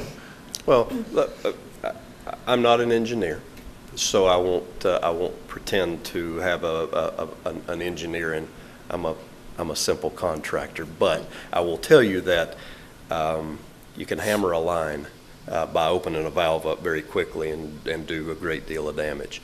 The truth of the matter is for what I understand about construction, if you take a piece of pipe and you have water on it, and you move that water over to another piece of pipe, unless you've done something somewhere else to greatly increase the pressure, you should be able to apply pressure back to that new line and have some reasonable control over new pressures. Now, I know volume and those things get in the way of that, but theoretically, I think there are ways to do that without causing major problems. We have had problems with that. We had a problem in Grand Prairie a couple of months ago on a TNP design job. That was our problem. We hammered a valve, we opened it up too quickly, and we blew up a line out to an apartment complex, a 4-inch line. It happens sometimes, but it was fixed very quickly, and you move on. And so they were not out of water very long, and we're human, so okay. While you have been on projects, particularly in residential areas, how many complaints have you received on how long it took, or that people were sick and tired of seeing you? Oh, way more than I wish, honestly. I think I drove through, this is the first time I've been in Paris today, and I drove through, I got up here early and I drove through. There's a lot of quiet roads through here.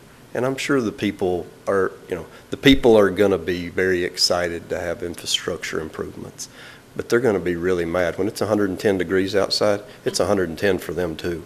And quite honestly, the best thing we can do is just to be a good contractor to them. And they're going to be a little inconvenienced. It's the price of, for my opinion, it's the price of progress. But if our team leaders are professional, if our project management is professional, if we create an atmosphere not of contention but of kind of partnering with the neighbors, if we're responding to their problems, a lot of that can be alleviated or eliminated. And are they? They are, yeah, they are. There are times where you get somebody that's just, it's really hard to make them happy. And I've had many of those, more than I care to have. But it's not for lack of trying, Okay. Mr. Wright. What makes you competitive with local involvement or against local involvement?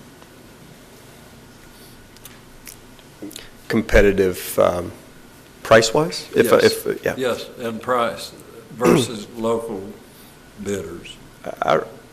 We don't have extravagant or exorbitant overhead. We don't. Our overhead is controlled, and as I said earlier, we're very financially frugal. So I think that's the basis of it. But also our productivity, comparatively, our productivity is very good. Doesn't make us better. It just means our productivity is better. And so the productivity oftentimes outweighs, slowed productivity and more days on the job, a little higher productivity and fewer days on the job, or more days on the job and less days. It kind of averages out, and I think that's what makes us competitive. We put pipe in the ground for a living, and we do it well and we do it quickly. What basis do you determine local involvement? Would it be cost alone? No, not always. I think that where the added value is. There's certainly, just pick one we talked about a minute ago, or that I mentioned a minute ago, a surveyor. I could think of a surveyor being obviously very valuable to the project, and his local. While he may be a little more expensive, if he's local and he's available, he doesn't have to drive 2 hours from Dallas. He's probably going to be the better person for the job.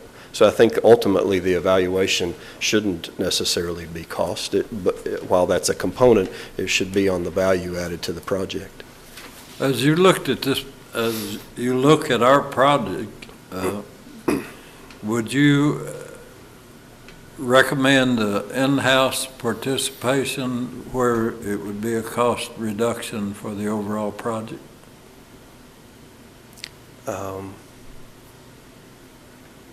Say that one more time, sir. Would you recommend in-house participation? I'm talking about city employees. Okay. To do any part of the work so that we could get more done for less money? Well, I think at one point in time, I asked the question, how many city employees that there are and how many in public works, and does the city plan to do any of this work themselves? I certainly think that if the city has resources available to perform some capacity of this work, that would make sense for that to happen. I don't know the capacity of the city's forces, so I couldn't comment, but I think if there was an opportunity for those, now if the city's busy, if the city forces are busy in capacity repairing or fixing other things, and it would stretch the city, then I would think it may be a bit financially difficult and maybe not beneficial, but certainly if they were, yes. But you would be willing to weigh that? Certainly. Mm-hmm. Any idea of what time frame you'd estimate for the project? I would be confident that if I had a set of plans in front of me today that said, here's this project, and you put a deadline on it of 18 months or 2 years, we'd figure out how to get it built. I can't tell you that I have every answer today, but I can tell you we'd figure out how to get it built. Pass the witness. Mr. Jenkins? I don't have any question, but I appreciate your time and information. Yes, sir. Ms. Lancaster? No questions, good presentation. Thank you. Dr. Grossnickel? Would you mind telling me again what your position with your company was? Sure. I'm one of the vice presidents. I'm an officer of the company, and I'm the North Texas area manager. And if we were to hire your firm, would you come to Paris very often, or would you be more in Mansfield the whole time? No, I'm not. This is how I dress every day. I'm in the field as much as I can. I manage my projects from the field. It's where the old saying, you go where the work's at. Mm-hmm. Okay. It's not just for us coming here because that's where the work's at and having an interest here. It's for me and my guys. That's how we're successful, because we go where the work's at. And you said you had 30 to 40 projects currently under your 34 supervision? currently. 34? Mm-hmm. And a lot of crews too? Yes, sir. Okay. How big is a crew usually? The pipeline crews run 8 to 10 on a pipeline crew. Small cleanup crews, typically we have no crews less than 4 men, a team leader and 4 men. Okay. Thank you. Yes, sir. Mr. Fryson's been very Thank you quiet for your today.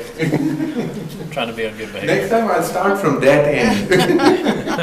All the questions are asked by the time we get down here. I have nothing at this time, but thank you. Yes, ma'am. Now, this young man who's sitting right there is always here. Do you have any questions? Mr. Napier, you have any questions? And Mr. Anderson, do you have any questions?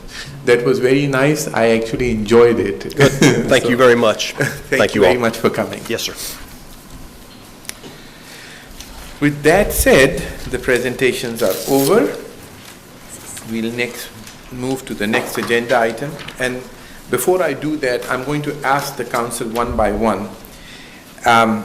The third item, which is listed, is discuss the proposed budget for fiscal year 2013 and 14. So first, I would like to ask from Ms. Drake onwards, are you ready to discuss it today? Yes, sir.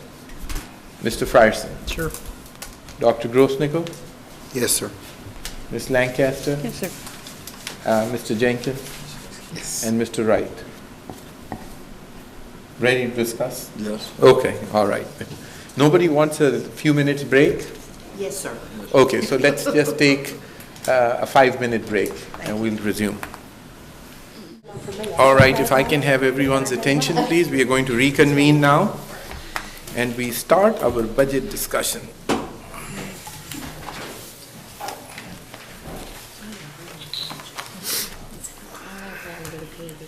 And since I've added more tabs for Jean, I'll start with questions. Well, Gina's gonna take your tabs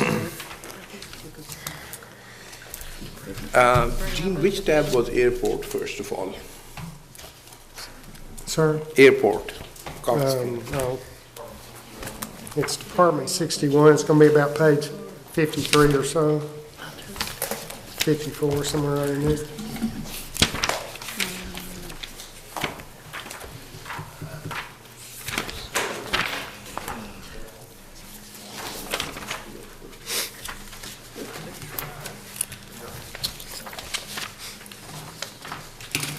Okay.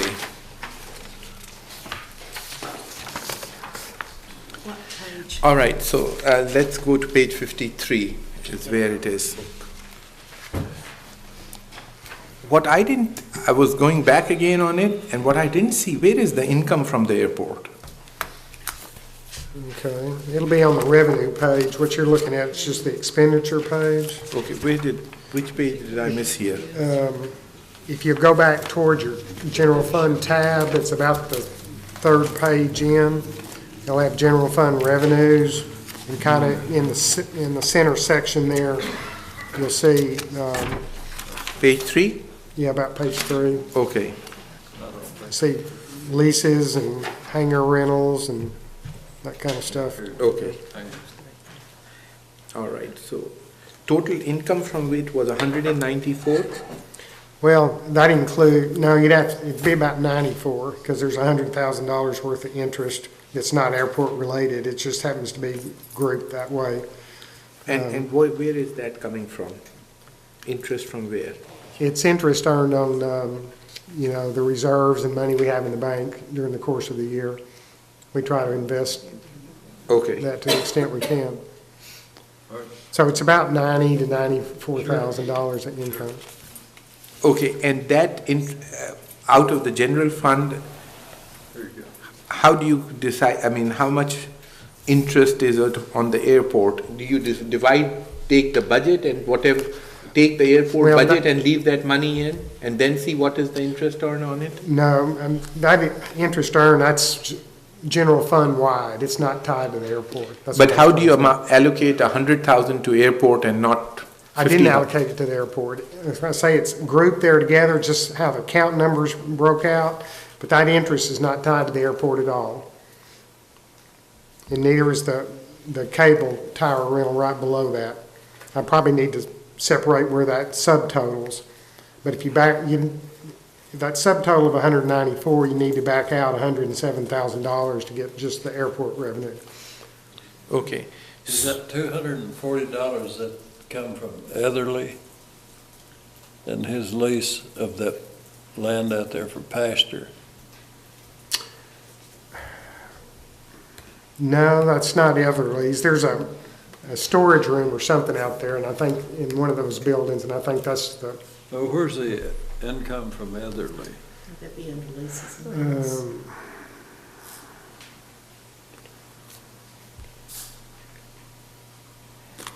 yeah, leases and rentals, 017640. It's going to be in that line item. Okay. Yeah, all right. And then Coxfield rental hangar 65,463 and 66,696. Are the rentals, if they are such desired things, are the rentals always fixed on that? Can they be raised? Are they long-term leases, or what is? Well, you keep hearing about the fact that there are no hangars, and are we collecting prime rate on it, or are we just collecting whatever rate on it? I think we checked a few years ago on hangar rental rates, and I think ours were in the neighborhood of what other cities are charging. If you raise them too much, they'll take their plane and go somewhere else, and then you don't have that at all. Hangar rental is really never been to the extent that you could actually go out and say build a bunch of hangars and think the hangar rental was going to pay them back in a short period of time. You'd end up taking 20 or 25 years or longer at the current market rates for hangar rental to pay that cost back. Okay. And my next question is, so airport is a losing entity right now? It is. Has it always been a losing entity? It has been. The only way that I think you could possibly make it make it break even or make a profit is if we took over fuel cells, you know, we'd have to staff up for that. You know, we haven't been in charge of fuel cells out the airport in years and years. We've outsourced that. And why have we done that? Well, that was council policy decision years ago. No, but I'm sure the council didn't arbitrarily, what was the thought behind it? You know, I'm not sure I recall what the reasoning on that was. Okay. Is it something that can be looked back and seen, whether is it better to do it ourselves? I mean, Right, we'd have to. I mean, the only intention is if we can make a positive thing out of it rather than a negative thing out of it. Right. There are a couple of contracts involved related to the airport, and the right to sell fuel is one of those. We'd have to look at the expiration date on that contract, as well as the fixed base operator contract. And I think the fuel contract, best my memory serves, there's several years left on that contract. Ms. Lancaster, you want to add something to it? Yeah. Next December, yeah. Is it something that all of us want them to review? I'd like to see it reviewed. Doesn't cost money to review it, does it? No, No. and we've been kind of watching that contract renewal with that in mind to see if we wanted to do that or not. I don't think we ought to go into a deficit just to service just a few people. Okay. Is there any other way of making money at the airport? I mean, there are tens of thousands of ways. I'm not going into those details, but is there anything that we have there right now as it stands that will make it more profitable? Because I think we definitely need an airport here. Yeah. I mean, is it worthwhile to think of maybe having a lunch shop or something for people who come, or is the airport not busy enough, or? That'd have to be studied. I couldn't tell you if they had enough, because we don't have a commercial airline flying in and out like they did years ago, you know, that brought a stream of people in and out. Mostly now it's, you know, private pilots come flying in for a company and maybe staying, you know, briefly. But we could certainly explore all of those ideas. Ms. Lancaster, any suggestions from you on that? I've always wanted to see that airport developed. I just thought it was. No, I meant, is there anything that you want to say that will make it, from your experience, any profitability coming out of it? Well, we've needed hangars for a long time. But I mean, the income that you're getting from the hangar is not No, it's tremendous, is it? not tremendous. No, and the danger you have if you raise it up, you know, to raise your hangar rentals up, whether or not they'll go to, you know, go to Sulphur Springs or go to Mount Pleasant or go to Sherman, you know. I'm not saying to raise it up, Yeah. that's not what I'm Just saying. I'm increase just the curious number. of what other easier ways are there to make some more money out of the airport?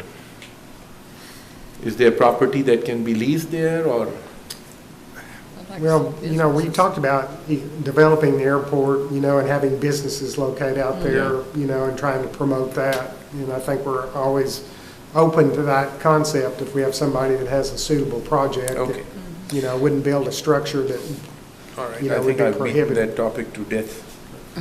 All right, my next thing is, where is the sanitation revenue? That is the other thing I couldn't find Coxfield and revenue from sanitation.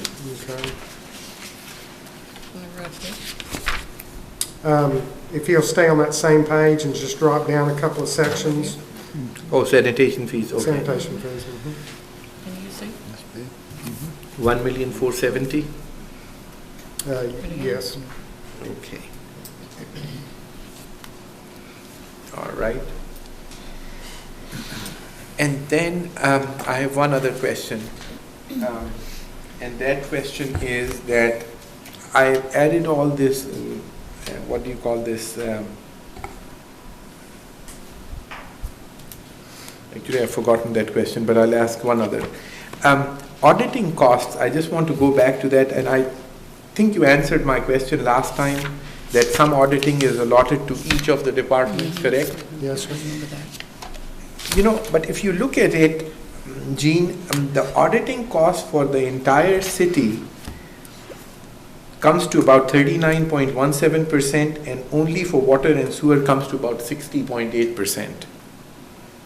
So all departments told come to 39%, and just water and sewer comes to 60% for auditing.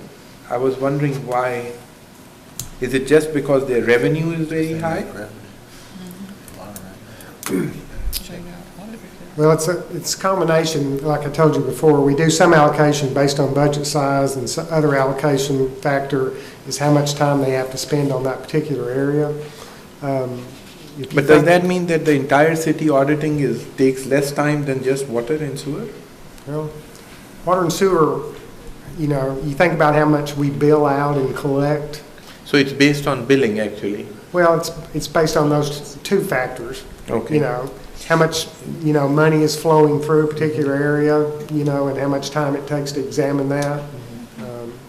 Because, I mean, if we were to reduce that total cost is about $55,000. The total cost is about $50,000. Yeah. If we were to reduce that, would it affect the water rate? If you took a whole let's say it was all charged to water and sewer, $55,000 wouldn't lower the rate. It would not lower the rate. That's what I'm. It's an insignificant amount. So in spite of the fact that even if you cut the entire auditing cost out of it, because you do charge some money to water for general fund, like $800,000, even then removing this $54,000 is not going to affect the water rate. It's not going to affect the water rate. And even the administrative transfer that you talked about in the previous meeting, if you did away with that altogether, it's not going to have a significant impact on residential rates, because residential users don't pay the bulk of that. They pay some of it, but not the bulk of it. It's allocated more toward industrial, and then some also toward commercial. Now, I was trying to calculate the rate, and I may be completely off on this, but from my calculations, it appeared that for residential usage, it comes to about $3 per 1,000 gallons compared to 89 cents that we give it to Lamar County.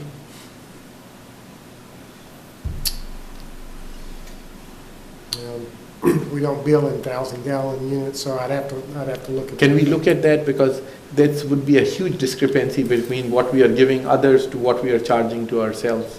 Well, I can tell you, just generally speaking, that residential rates are going to be higher than your industrial rates, based on several factors. But would Lamar County be counted as an industrial rate?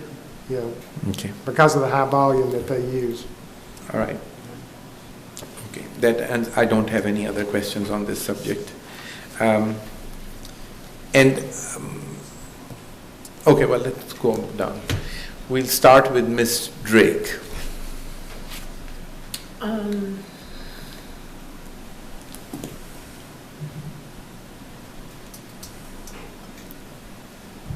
I know there were some things, and I apologize, my folder's out in the car.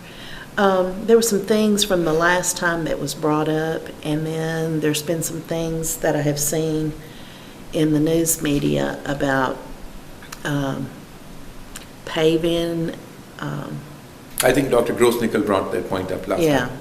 So I was just sort of a little interested in, I don't know if this is the right time for that discussion. You know, my concern last time was the fairgrounds, and you had said that we could do that, some of that in-house and help them. So really, I guess right now I don't have anything. I may come back to some things here in a minute. Mr. Frierson.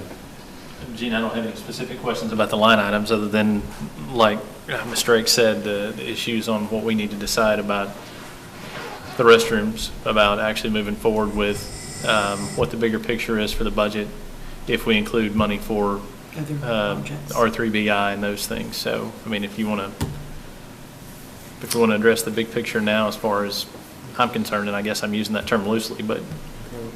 Well, as I said last time, as far as the fairgrounds go, we have money budgeted For in-house.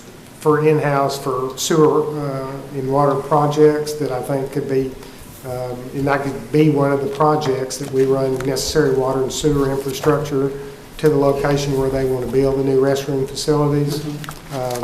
You know, once you get past that, the structure itself, you know, would not normally be something you'd pay for out of water and sewer. But certainly getting the water and the sewer infrastructure there would be a significant portion of the cost. I mean, you wouldn't have to have a, you know, an elaborate structure Yeah, for a I think you're restroom just talking facility. about So hated spots when that. that would probably be the bulk of the cost of doing it. I mean, if you wanted to approach it from that regard. As far as the incubator project and the retail recruitment, which y'all talked about last time, you know, we could add that in order to pay for that. I don't know, you know, I went back through the budget and I don't know where I would cut, you know, another 120,000 or so it would take to do both of those. So I think on a one-time funding basis, as you talked about, I mean, it's not something we do every year. You know, the council's either going to have to consider, you know, dipping into reserves to do that, or we can eliminate, the only other thing we could do is just eliminate something we're doing now and say we're not going to do it, next year we're going to pay for this.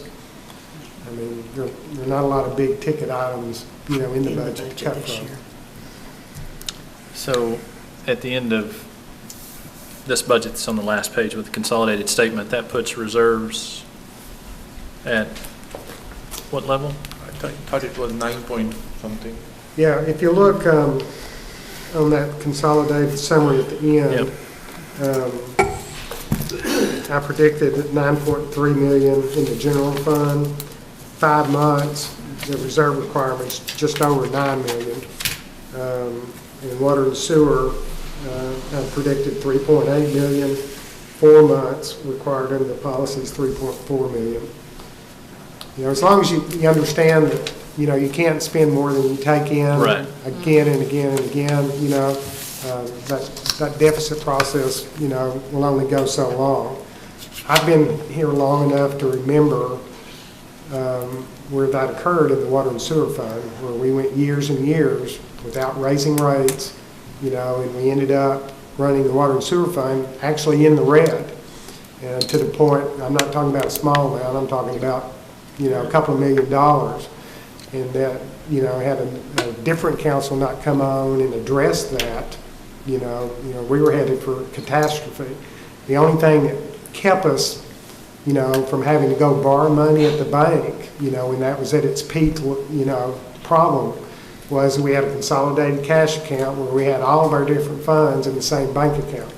You know, and there were a 3 or 4 month period there in late 2004 that if we had not had bond construction money for projects that we were ongoing at that point, we'd have definitely had to borrow money. You know, and so We don't want to do that. the only thing when you talk about dipping in the reserves, I understand what you're saying, but I just caution that we can't do that year after year. We'll be back where we were at that time frame. And we don't want to just do can't go that. back No, there. No. I mean, there's one time and then there's a habit, and then nobody wants to be, Get nobody wants into to a have habit it. of. I know what you're saying. It's Yeah. just, I think my responsibility as the finance guy to point that Oh, out, you know. 100% agree. Yeah, absolutely. Anything else?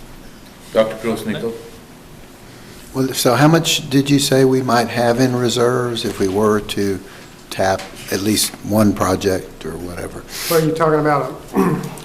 Well, in the general fund, assuming my prediction that I made back in May holds true, the general fund, you know, have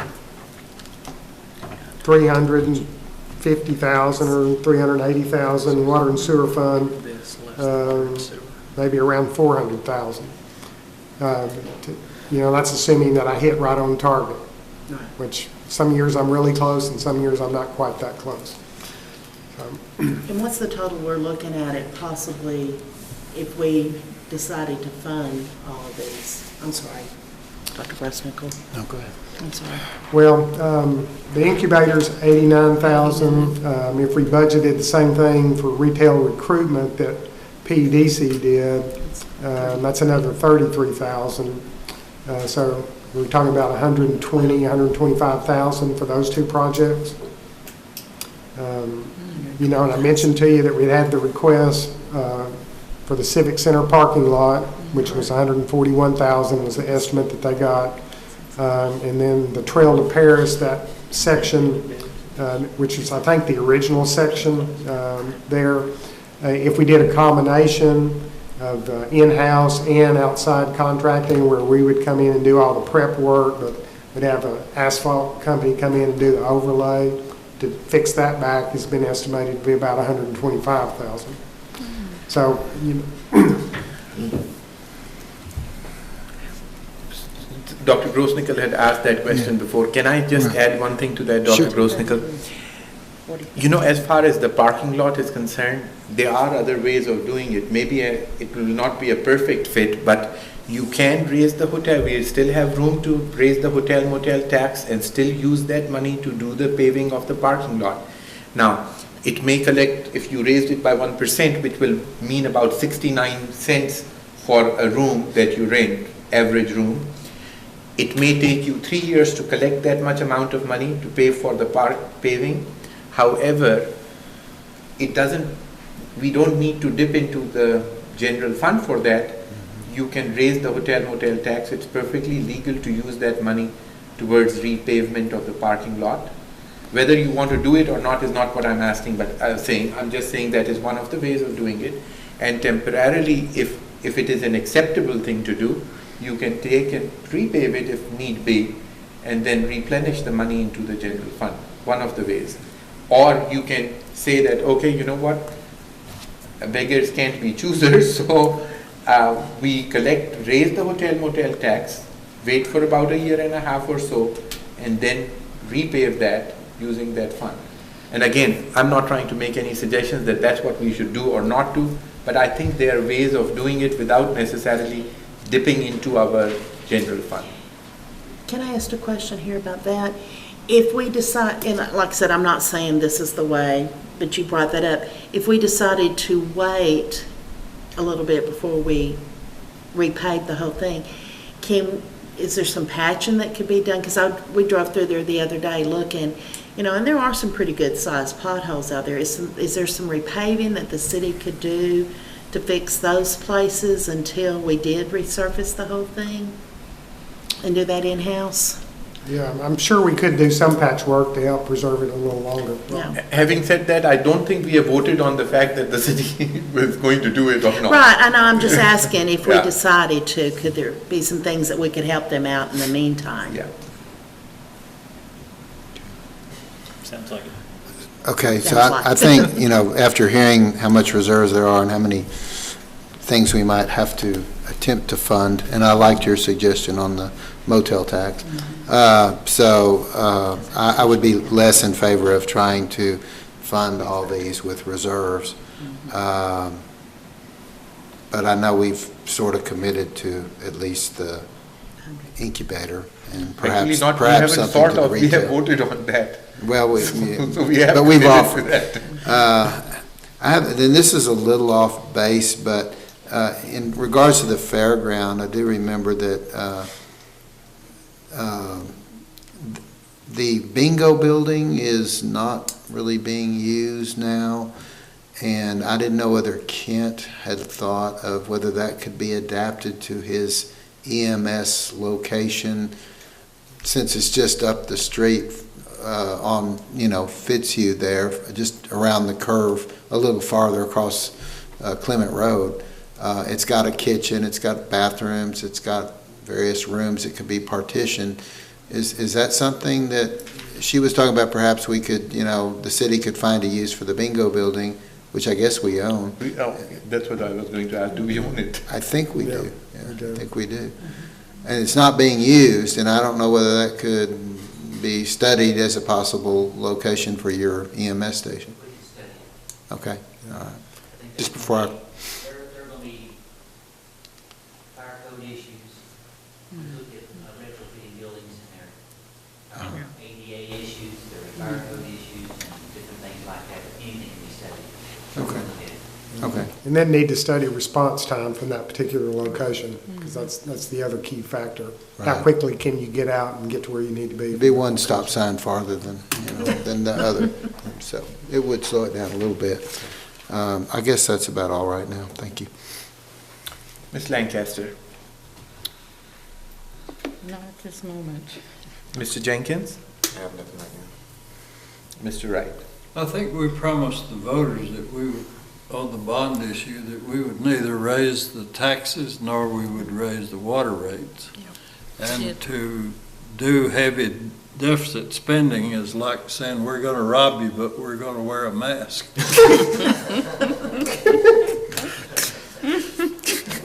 Look at Paul. Chief's looking at you, Mr. Wright. Mr. Wright, what is your suggestion? What should we do? That we either wait on these projects, figure a way to pay for them with added Without revenues, going into or them. cut somewhere else to compensate for it. Gene, is my understanding correct that they were about $350 or $400,000 that you had? That was one question, which was not completely spended. And the second question that I have is, out of this budget year, what are the things that we have over budgeted,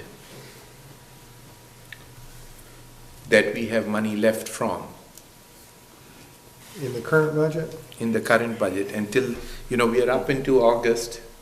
Well, we are not on into August, we are in September. So we have only, 29 days left or 27 days left. And what are the things that we had over budgeted? Then do we have revenues left on those things that we over budgeted this year and didn't do it? Well, let me answer it this way. In making my prediction for how much money we would have at the end of September, I tried to factor in where I thought money was that we would underspend the budget or over-collect revenues or under-collect revenues. I tried to factor all of that in and coming up with how much, money that we would have at the end of the year. I mean, I try to look at that,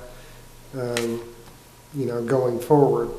I mean, I realize that, but what we have over budgeted is what we have over budgeted. Right. I mean, I don't have a printout in front of me. So maybe we could look at it and see how much have we over budgeted, and if there's some place where we are over budgeted and not utilized, maybe we could help offset that. Another idea that I had is, and I hate to continue to hound on it, but this workforce solutions or workforce, the people Hiring that- partners. Hiring partners.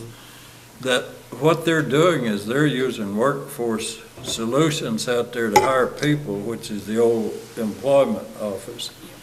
And they're asking them to provide us help. Why can't we go directly to them rather than pay somebody else to do it for us? Well, I thought they recruited their own people separate and apart from Workforce Solutions. Would you check into that? I'll be glad to and check make sure into that. And one- tell me if I'm wrong. Sorry. There's one other suggestion that I would have, that at this time, we should budget, as far as that is concerned, even if we budget that amount for what hiring partners have asked, and then bid it out and see if there's a difference, so that we don't have to go through rebudgeting process, but if we save something on it, it's savings. Yes. And if we don't, well, we don't. We at least have budgeted what Gene has asked us to budget for it. I do remember, like, last budget, I believe it was, where this question came up. Yes. And the people from Hiring Partners came, and at that time, Gene and I think John both, indicated that, well, in a lot of those kinds of positions, it's cheaper to go with Hiring Partners than to add a salaried employee to do certain kind of tasks. And so I don't know if we're just kind of hunting in that again, but you're right about, perhaps bidding it, perhaps there's somebody else who can do it cheaper and as well. And I'm not saying that it's a bad approach to doing business. I'm just saying, if they're using the Workforce Workforce. Solutions to get their people, why do we have to go through them and make To them, get that. make the price be higher to do so? Why can't we go out there and ask them? That's just- You really. mean They- not, they you take mean not hire people responsibility if ourselves? Yes. they had I see what you're saying. So it's not about Take up some hiring insurance. city employees, it's about just finding out more ways. It's Bidding, about basically cutting out a bidding. layer of expense. I'll be glad mean, to check into that, because I was not a. But I think since we had discussed it last year, it probably is worthwhile to approve it the way it is and then bid it out, not confirm that this is what we are going to do. Yeah, just so we didn't incur the savings. Yeah, yeah. So if we can look it into, even if this, we pass the budget at some point, we should rebid the process and, Yeah. take a bid on it rather Yeah. than, We'll do that. We're already looking at designing the, requests for bids or requests for proposals, whichever one's going to be appropriate for that. And Jean, my other question would be, what is our budget for the city council? Because we really barely utilized any last year. Maybe we could contribute towards it.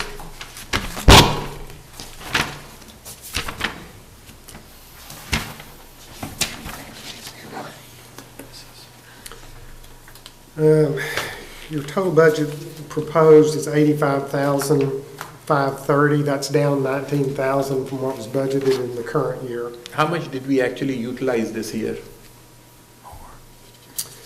I don't have this year's numbers with me. The actual 2011, 2012 number, which would have been last year, was $118,855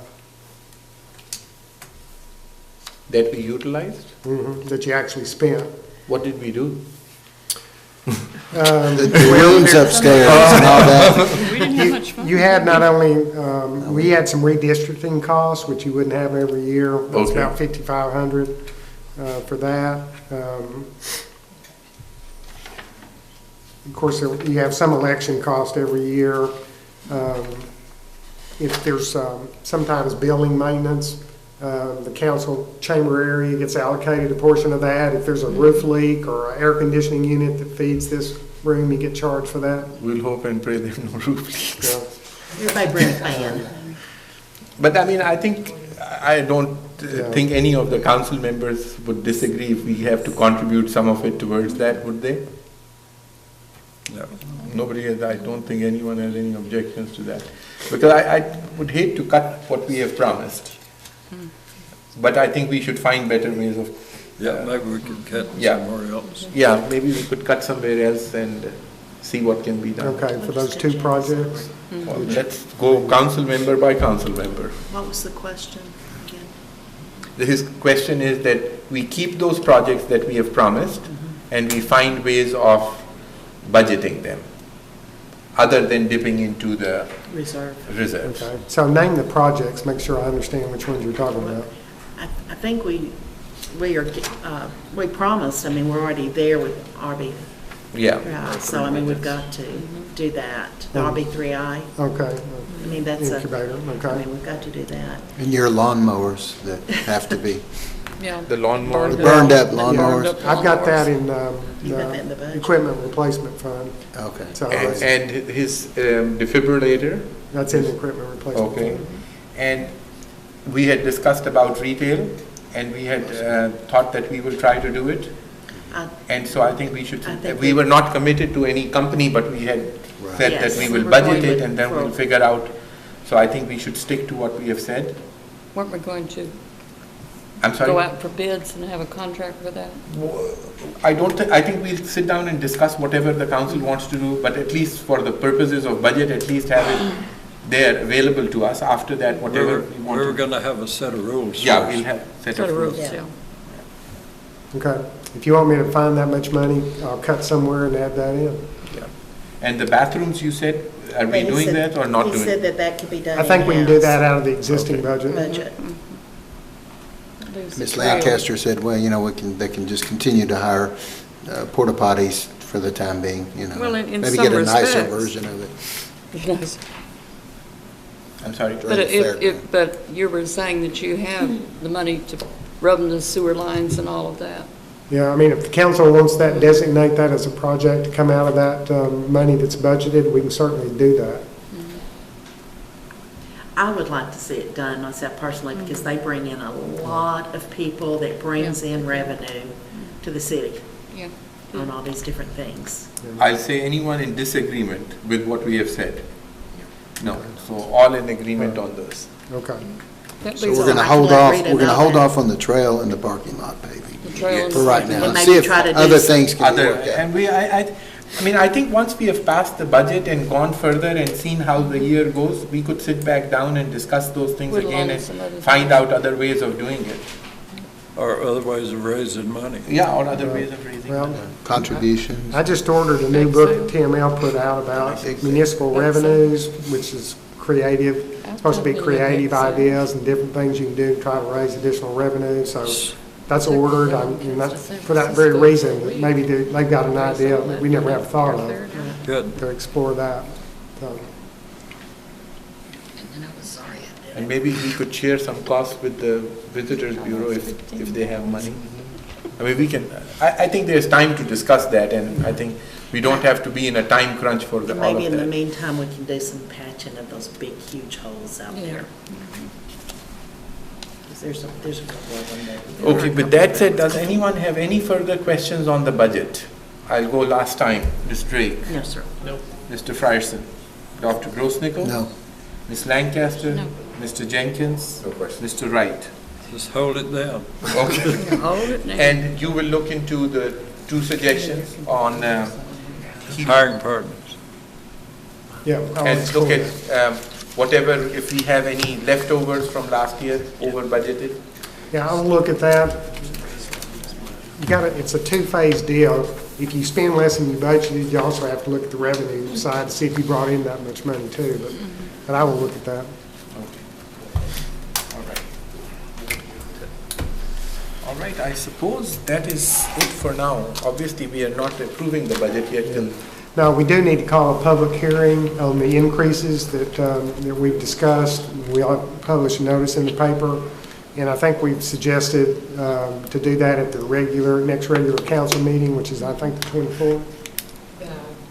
on next Monday. Not next The Monday. following Monday. The second meeting of the month. And that would be the last time we could do anything, right? Because that will be just above. So we need to approve or disapprove that day. Okay. Unless you want to have a special meeting, you can always do We that. can do a special meeting. I mean, I That's up to think we council. No? No? We can, really, This end of the table votes, and we'll Yeah. just. no, No. let me ask a quick Matt question. Matt and I are agreed on that. Let me ask a question. Does one want to get to the last day of the month to do that?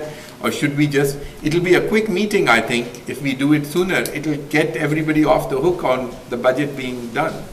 Well, when's the last meeting, the 24th? Yeah, because it really leaves a very few days You have after 6 that. days. Yeah, That's we what have, I'm saying. If Yeah, you have, when you the- we do have to have that notice published in the Well, that's paper what of it's- the public hearing 10 days before we have it. It So was the that's a- second. so today is the 3rd. And You could conceivably do it on the 13th. 23rd. No, That's Friday, the we've got to 13th. publish it in the paper, which is Oh. going to take us 2 or 3 days to may not get be that. So nobody wants to do it sooner and be done with this? 5-minute meeting. Come on. You're not going to say your 5 minutes. Never. True at all. Never. Well, at least I can try to convince you by Yeah. saying it. Is there a problem with the 23rd? No, I don't think there's a problem. It's just that you're cutting it too close. If you have the slightest discussion after that, there's no time left. Yeah, about the earliest we could have it would be the 16th, which is the Monday before the second regular council meeting. And that's if everything goes smoothly. All right, if you're really twisting my arm, I'll stop complaining. I just don't like to get to the last edge. But it's all right. Okay. Everybody wants it on the 23rd, yes. I give in. Thank you. We'll call it for some other reason. Mr. Frierson. So moved. Okay. Second.